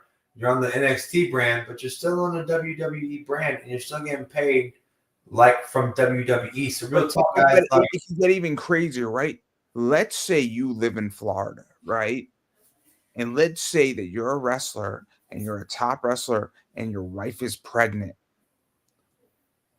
and you want to be there for 6 months and you want to be close to your family in Florida.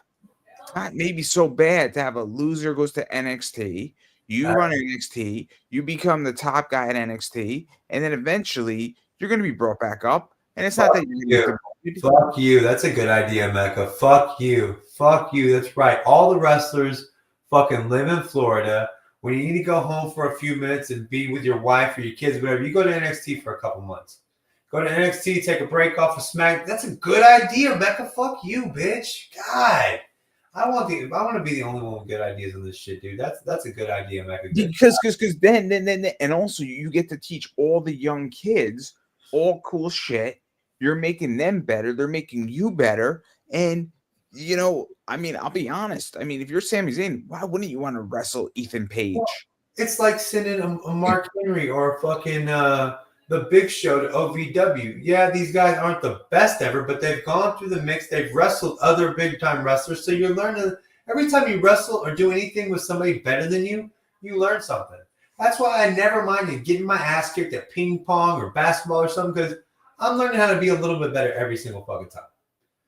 Yeah, I'm not getting my ass whooped by a fast ass kid every single time, but I'm getting a little bit better every time at being able to block their bitch. Like, I got you now, motherfucker. You know what I'm saying? Like, it's so smart. I mean, this idea is just so smart. You send somebody down there for 6 months because they live in Florida, right?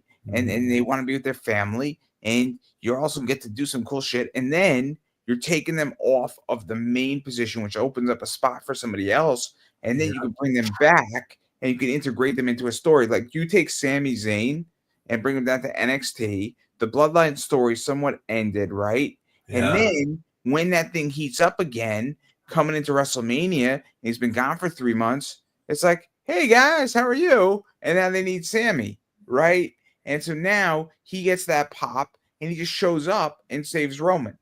What if there's an open thing when somebody like I'm saying like almost like you remember when John Cena came out to fight Kurt Angle, and he was like, oh, the ruthless aggression is you can almost have like a ruthless aggression thing like all the time. Like somebody's been doing really good at NXT, like, hey, you can beat this guy, they'll come down here, you'll come up here.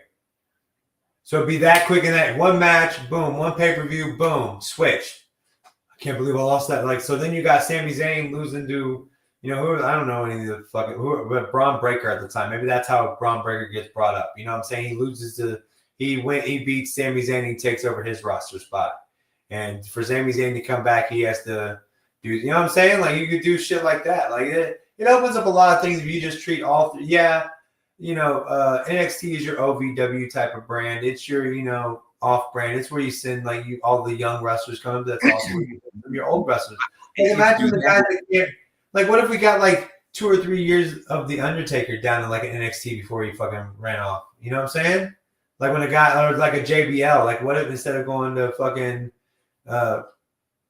what the other fucking show? Jesus went to TNA. TNA, there you go. I get lost. NXT, TNA, my mind. Like I was literally gonna say, I love this concept, right? Where you send Sami Zayn down for like 4 months, right? And you let Sami Zayn get like the North American Championship or something, and now he's having this fun run down there.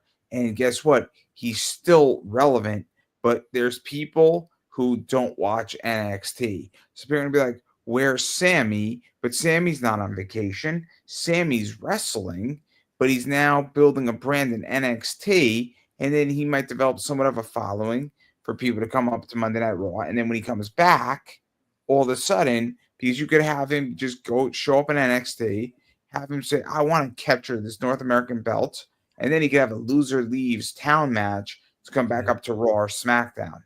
But now you're utilizing a veteran in a unique way.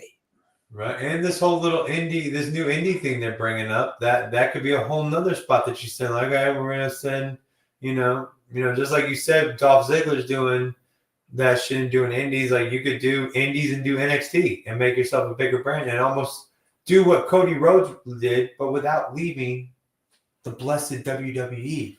You could offer everything. And I think that's what Triple H sees that Vince McMahon or other people couldn't see, is that we could do all this within our own community. I mean, it's so smart. The WWE ID is brilliant. So you got Kylie Ray, who's been optioned. You got Bryce Donovan, who's been optioned, who I've interviewed and I've spoken with a few times because I love Bryce. He's great. Bryce has been on my show, I think, once or twice, and so what's really cool is that you're now getting this ability to bring in talent, and it's actually a reason to watch the indies now.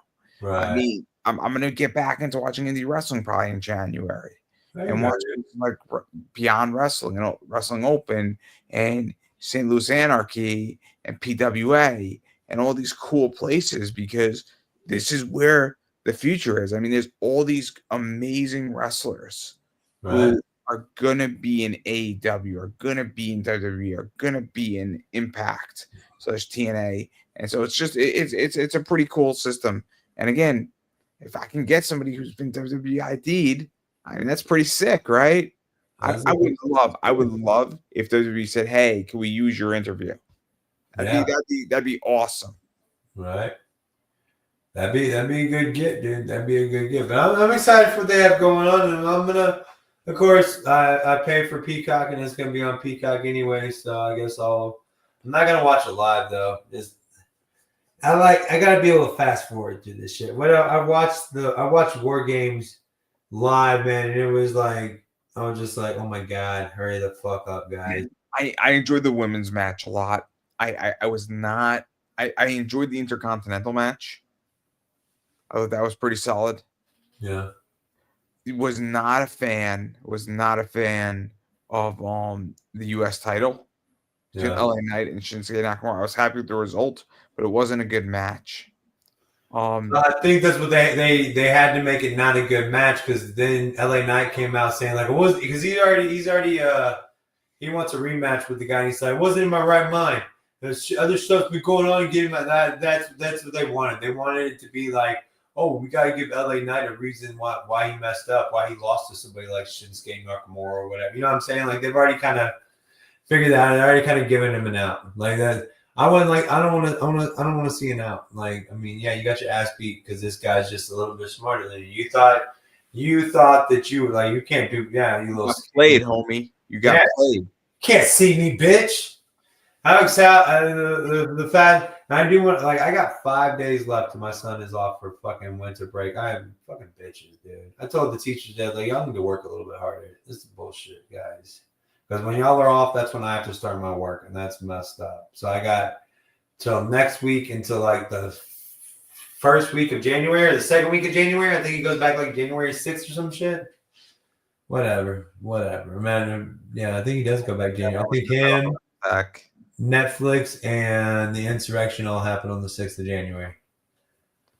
Oh my god! Oh, I have 1 day off this year, Christmas, and then I'm in work those 2 days before. It's gonna suck so fucking much. It's gonna suck so much you think you're watching WWE. No, I'm playing. I'm impressed with what WWE's getting. I'm starting to, like, their last, like, I think last week's last week's Raw was pretty fucking good too. Because I was thinking that they were solid, man. Let Raw go, kind of like, oh, this is coming to the end of the year. Let's let it, we're about to switch over. Let's just let it go. But then last week's Raw was pretty fucking dangerous, dude. Yeah, it was pretty fucking good. It was pretty good. Yeah. I mean, it was better than the football game. I can tell you that. No, I don't. I mean, do you know why the Bengals had such a hard time? When Joe Burrow they thought they were the Dallas Cowgirls for a minute or something. Dude, my team fucking sucks. So I don't even really want to talk football at all, man. Like, if my team was like sucking a dick right now, we would have already like made the dude come. See, and here's the problem: is that you're not going to get a good draft pick. because we know who's getting good draft picks, don't we? No, I don't yet. My hopes are like I get a good draft pick. That's the only thing I can hope for. The Raiders are going to get a good draft pick. Carolina's going to get a good draft pick, and the Giants are going to get a great draft pick. Maybe, or I mean, I just want to say like sometimes America's team pulls some fucking shit out of their hat. I don't know, dude. I don't know. We got I'll that. ask you this. What do you think is going to happen on Sunday with the Giants? Against the Giants? I think the Ravens. Oh, we're playing the Ravens? The Giants are playing the Ravens. I don't know. I like literally my team's out of it, bro. I'm going to ask you a question, and I want you to be honest. Yeah. Do you think me putting $50 on the Ravens is a good idea?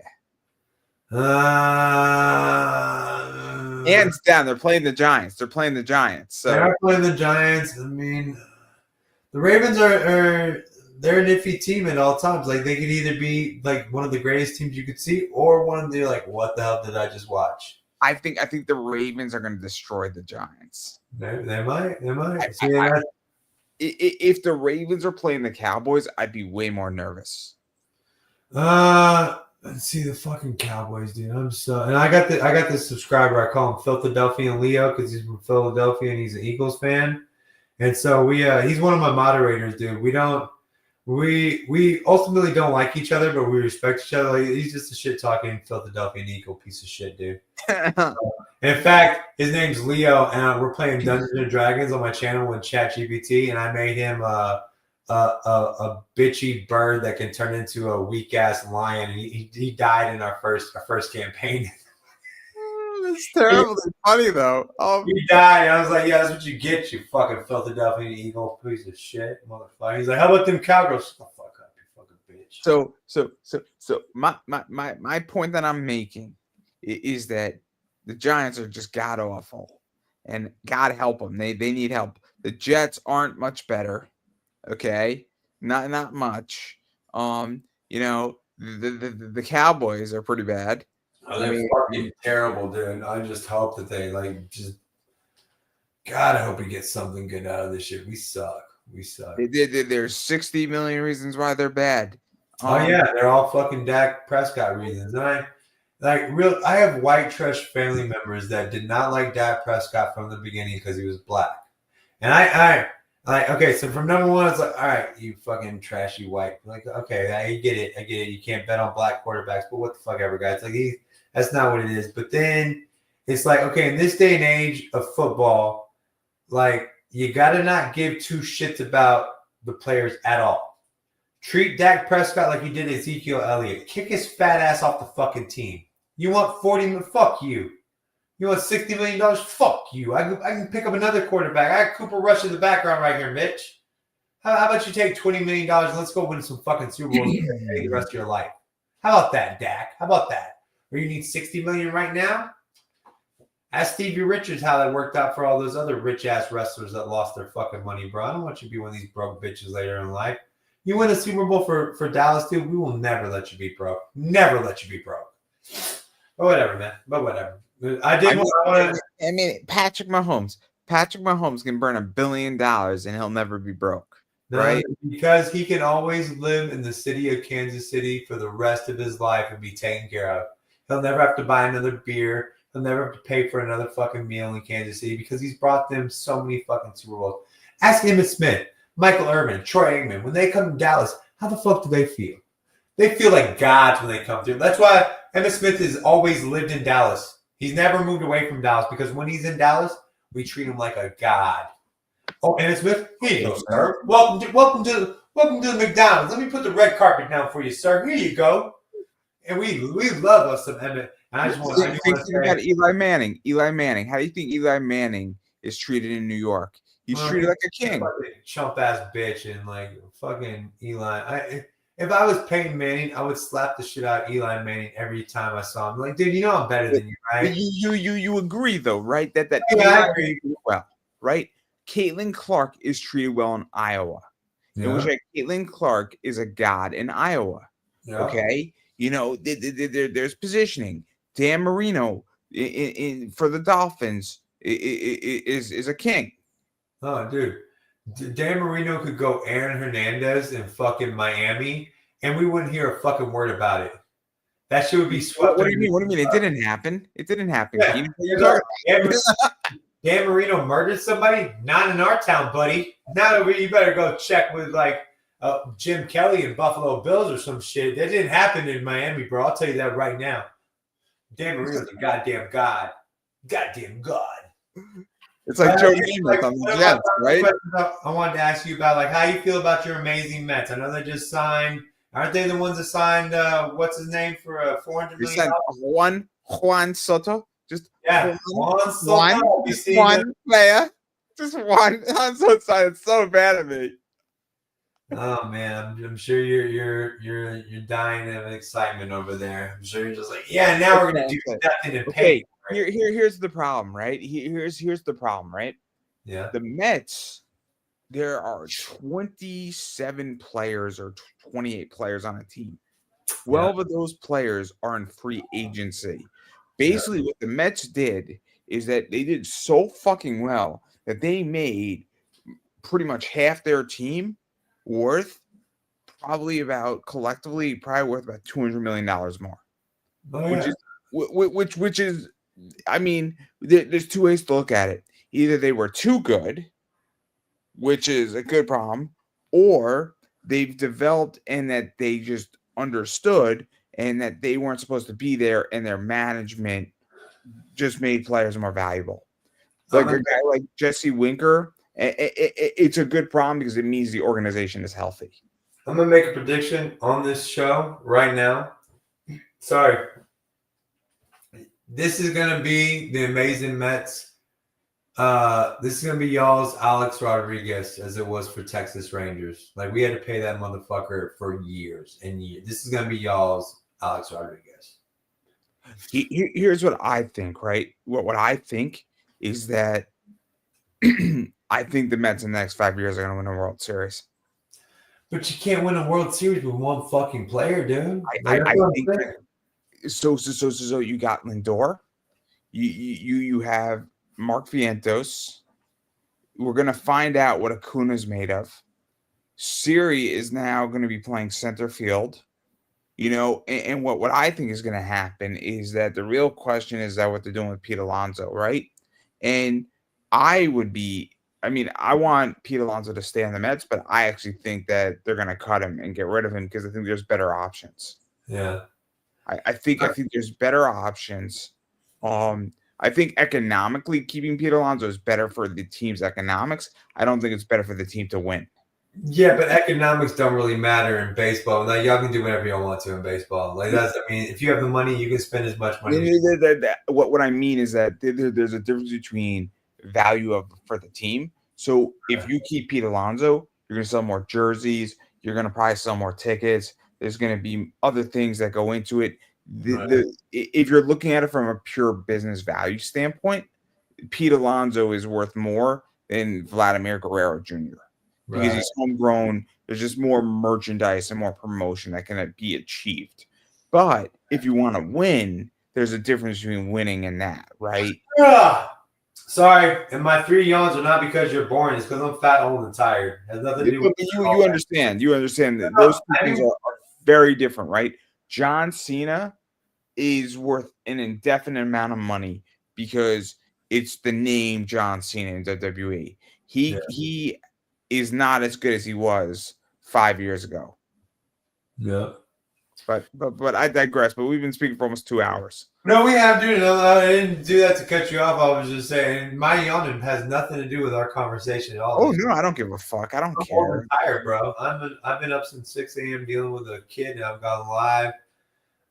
This would be my 3rd time going live today, man. I've done a well, good for you, man. I don't know how you do it. I am exhausted. I worked a 9-hour day today. I don't have to work a 9-hour day, bro. All I have to do is be a dad and hang out and get smoke weed all day. Hey, I'm happy I have a job. I'm happy I have a job. We're all happy you have a job. No. Again. Yeah, I'm gonna just say this, and then we're gonna wrap up. Is that you could be grateful that you're employed, or you could whine and bitch about your job. And I'm not saying every day of my job is fucking fantastic, but I would rather be employed and continue to be employed than not. Right. I mean, So dude. I try to look at the positives. I'm also having a really, really, really tough 2 weeks. So I look at the positives and I look at small victories. Having a After job. Saturday night's main event, you're gonna feel like $1,000,000, bro. You're gonna feel so good after this pay-per-view. Paid live event, PLE. My bad. Damn it. It's whatever. It's whatever. It's a pay-per-view to me. But anyway, what do you got? PPV. Whatever happened to peace? Peace. Cut it out. Oh, we gotta do like, who are you promoting, Mecca? I forgot. I'm sorry. We're not promoting shit. You're like, fuck all this shit. I'm not doing it no more. I'm done. Mic drop. No. So obviously I got all my stuff down below. Pop Anime Comics on the Twitter / the X, Pop Anime Comics on Instagram, Pop Anime Comics on Facebook, Pop Anime Comics on YouTube, Pop Anime Comics on TikTok. And then for those right now, I'm having a hard time on eBay. And I am listing some really cool stuff, some cheap cards. And right now I need to make several eBay sales to kind of get out of and get my account back in good standing. So look for Comics and Collectibles. Come shop with us on eBay at Pop Anime Comics Collectibles. Tomorrow and the day after and a few days after, I'm going to be putting up like $1, like $1.50 cards. So That's what I was going to say, dude. If you're doing that, man, we've got 25 people in and about that will spend $1 to help you out real quick, bro. So let's try to get that done and help out Mecca. So what it will actually do is that I have to make about 200 sales, and then my account gets back into good standing. Right. So, $1 helps. I'm not making much on you. I'm making about 10 cents after shipping because it's free shipping, but it's really that sales number that is so helpful, and that's what really matters. And you're gonna get a cool, holiday card, and I got a bunch of them. Yeah, dude, put them up there, man, and share the links with me, dude. I'll put it on every live I do. Like I said, so it's right there, and I'm just gonna go grab it right here, and I'm gonna go grab the cool stuff. So this is no, it's not that one. It's not that one. It's this is what the holiday cards look like, and I got a bunch of different players, and $1, $1.10 free shipping. And the sale really, really helps right now when I'm in a bit of. Dude. All right, let's see if we can get 25 sales from Mecca, guys. You need to get 25 sales, and like he said, the money amount doesn't really matter at this moment. He just needs to get 25 sales to stay in good standing with eBay, so he can start making money the way he used to. And guess what? Unlike me begging for money, he actually provides something. You order a card, pay him money, get a card back. Me, you just give me money. Goes a long way. Goes a long way, but again, I'm not expecting much. I'm gonna figure it out, but it goes a long way, and anybody could throw me one of those things. And tomorrow, anything that anybody could do to help out, dude, of course, dude. You could probably even create your own accounts and buy $25 cards and spend $25 yourself and get it done. But you'd rather do it the right way and ask other people to do it. So, but again, if you don't have $1, I know time to have another holidays going on. Hey, if you don't have $1, you shouldn't be watching my fucking channel. Number one. I don't want broke bitches over here, guys. No, I'm joking. I'll take broke people. I like broke people. But in all seriousness, I absolutely appreciate anybody who can help me, throw me a bone. It's Pop Anime Comics Collectibles on eBay, and anybody who wants to share out that link, I'll send Keenan the link, and it'll go a long way. And it's always appreciated. So, well, that's what I got. You got Keenan. Don't be a zero like Verde Vampiro. Be a hero with an X. XERO flavored toothpicks. These are energy, so they give you like a nice I can't chew these toothpicks at night. Like right now, the last toothpick you saw me chew, I will not chew another toothpick tonight because I only got these energy motherfuckers, and you can't fall asleep very well chewing these dusted little toothpicks they got, which are pretty dope. They have fresh and breath toothpicks. They have energy. They have they have no sugar ones to help you keep off of sugar. Like they have one called a banana split one, so you don't want to eat a banana split every day. I've never wanted to eat a banana. I know I look like I probably eat a lot of banana splits, but I feel like bananas get in the way. Right now, I am literally begging for money. There are links in the description to my Amazon wish list. There's links to my PayPal, my Venmo, Cash App, all that stuff, because I have literally just realized I'm going to have I literally got $100 coming in at the end of the month, and that might be the amount of money I have to spend on Christmas this year. Just because we just moved a couple months ago, shit's coming together, like getting money situated and stuff right. So I'm gonna be that begging bitch, and like there's a wish list in the description. It's only got the only thing that's on there that I want to need is a coffee maker from Nespresso. You don't have to fuck that. Pay attention to my granddaughter, my grandkids, and my son. That's what I really need. The little boy literally has like, how's Santa Claus gonna find us? We don't have any decorations up. It's like, well, I'll get you a tree, my man. But just because we don't have lights out in front of the house doesn't mean you won't get a present on Christmas morning. But it's just like when you hear shit like that, it's like, fuck. Especially that we're living in our first house. This is the first time that we live somewhere that's not an apartment where you could actually put some decorations up, and we're living in a neighborhood and shit. Like, so it kind of is one of those. It's a catch-22. Like, you know, we could be back at the apartment and have all these things that you're wanting, or we could be living here and kind of be in a better place, bro. And I do think, let me just let everybody know, I do think my change in venue has seemed to lower my income a little bit. Guys, just because it looks like I've done a little bit better, I'm not. I promise you that. I'm still broke as shit. I'm still begging for money. I'm still barely surviving off of YouTube money and government fucking aid and shit.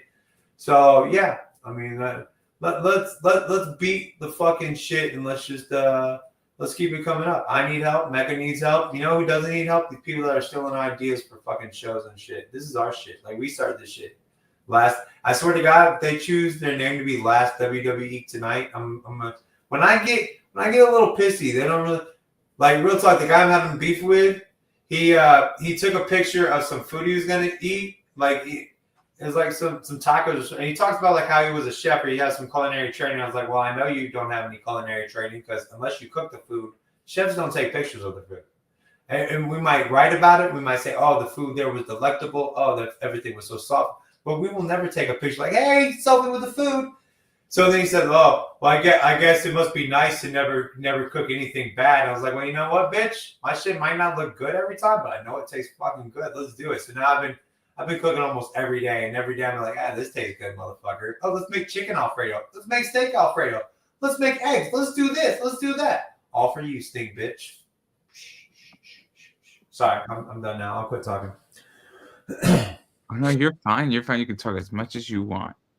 Shut the fuck up. I don't believe you, you lying ass. You can talk as much as you want. I'm busy looking for cards I can sell people. My links in the comments on YouTube, everybody. If you want to good. Links in the comments, and I'll put a link. I'll look for that link in the comments, and I'll start putting it in our description. Again. All help is appreciated. It makes a difference. Every little bit makes a difference, and there we go. And again, I get it. You know, if it's not your cup of tea, you know, I also have other baseball cards, and again, I'm just doing like dollar stuff for a while on a bunch of stuff, maybe $250 for certain cards. And if you're actually looking for real cards and a bunch of cool stuff, and it's not up there, feel free to reach out to me, because I got some UFC stuff, I got some other stuff, and I do play in every card from $8 cards. I'm doing a lot of dollar cards right now, all the way up to like $900, potentially $1,000 cards sometimes.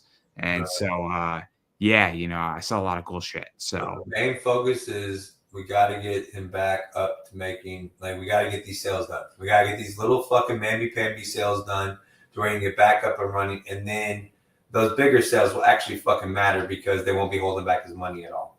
They won't be holding back my money. And also, for those who don't know, once you're in bad standing on eBay, you have about 3 months, and if you're making progress, they'll let you continue.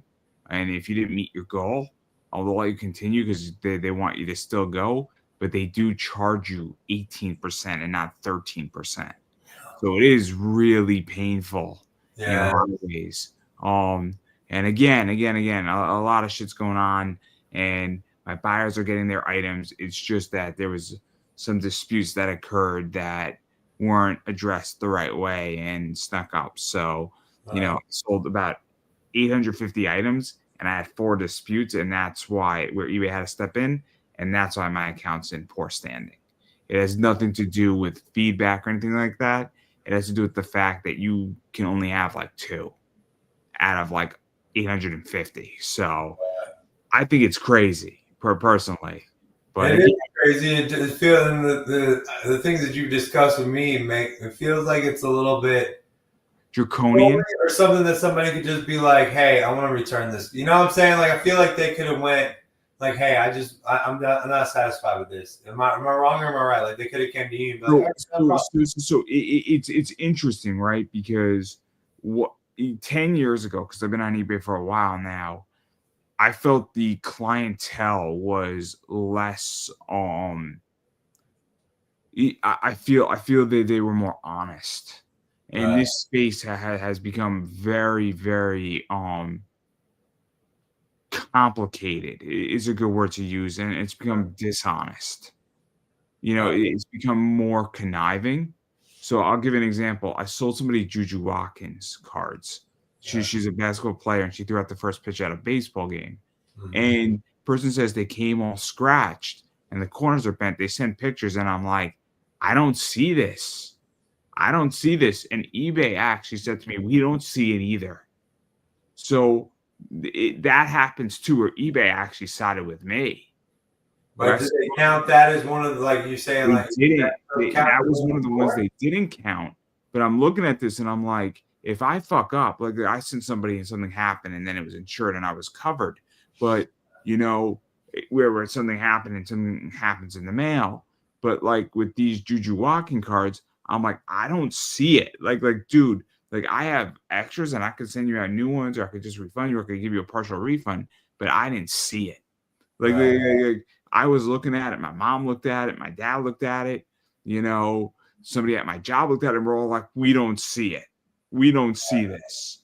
So Right. like that happens too, where somebody does something and it's like, I could take a shitty picture, but also people say it got lost in the mail. People say it was this. I had a book that was shipped out.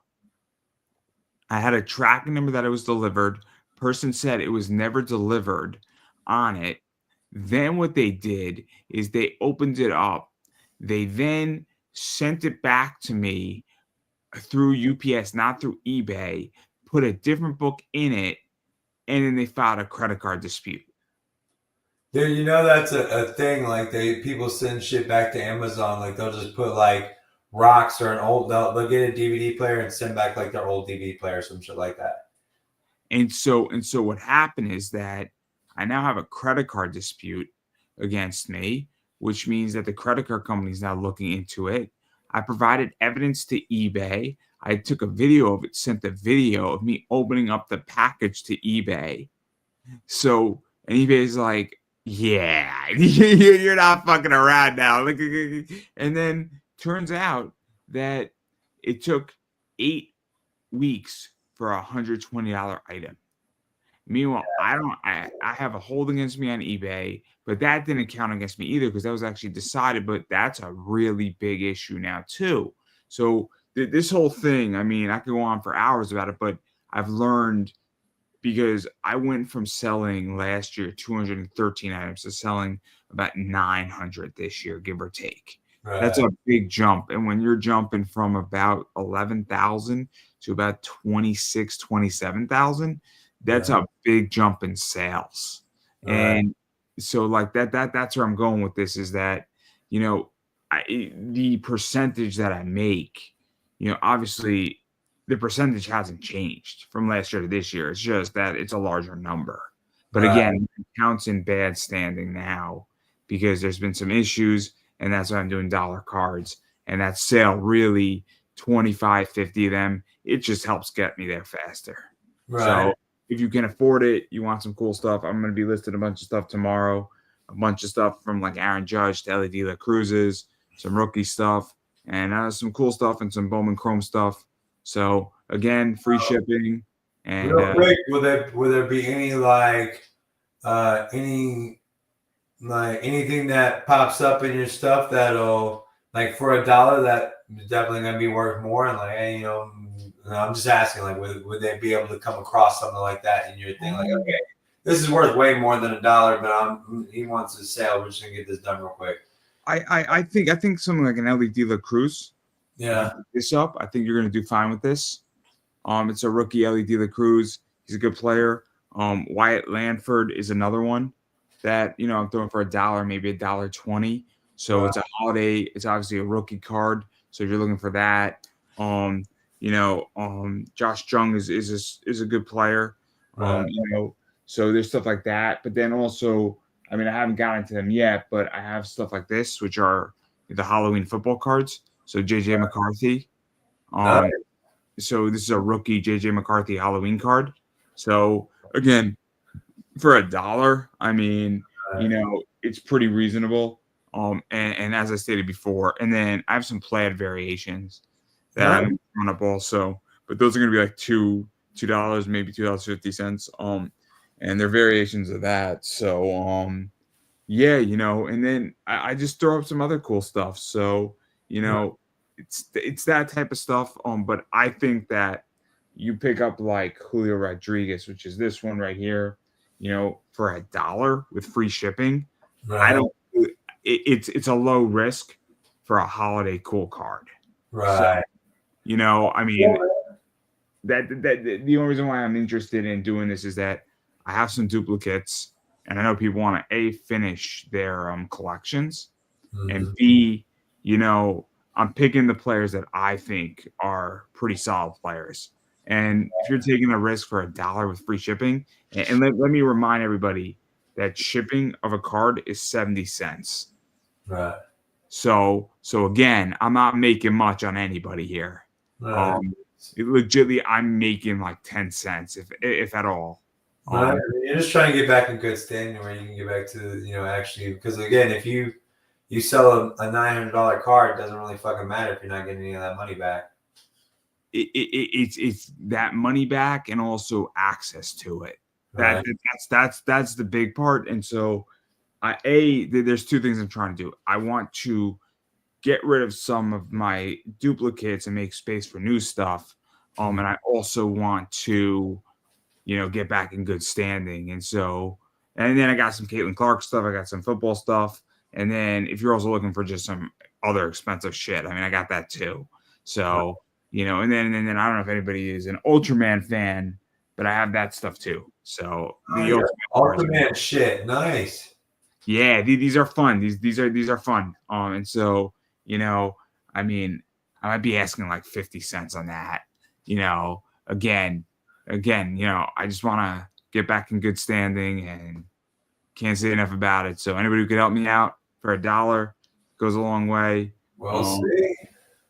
And I got Caitlin Clark shit too. So you name it, I got you covered on everything. And I'm probably going to Target on Sunday. So I might pick up some more cards too. And I got some football stuff also. So, again, it's cool stuff. And I appreciate all the help. And, check out Mecca's stuff. Go Pop Anime Comics on eBay. Pop Anime Comics anything. You're going to come across freaking Mecca if you put Pop Anime Comics in your damn search. It's Pop Anime Comics Collectibles. It's right here, everybody. Link is right here for those who need to take a look at that. Want to check it out.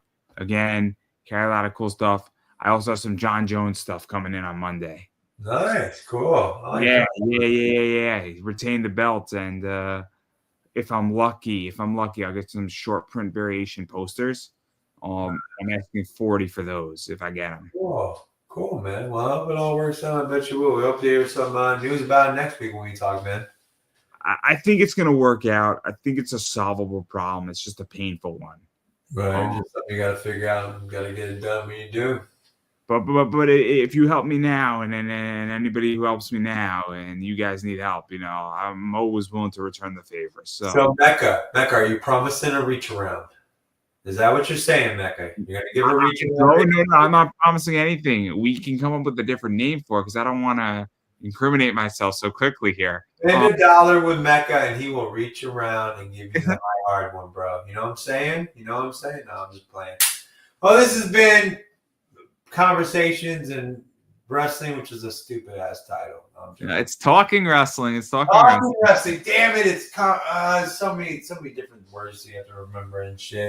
I'm gonna find a better name. I'm gonna find a better name. What are you gonna do when last WWE tonight, not Scam Wrestling becomes like the biggest thing ever? Like, yeah, I should have adopted that. You're right, Keenan. You're right. You were smarter, Keenan. No, fuck with No, I wasn't smart. It just happened.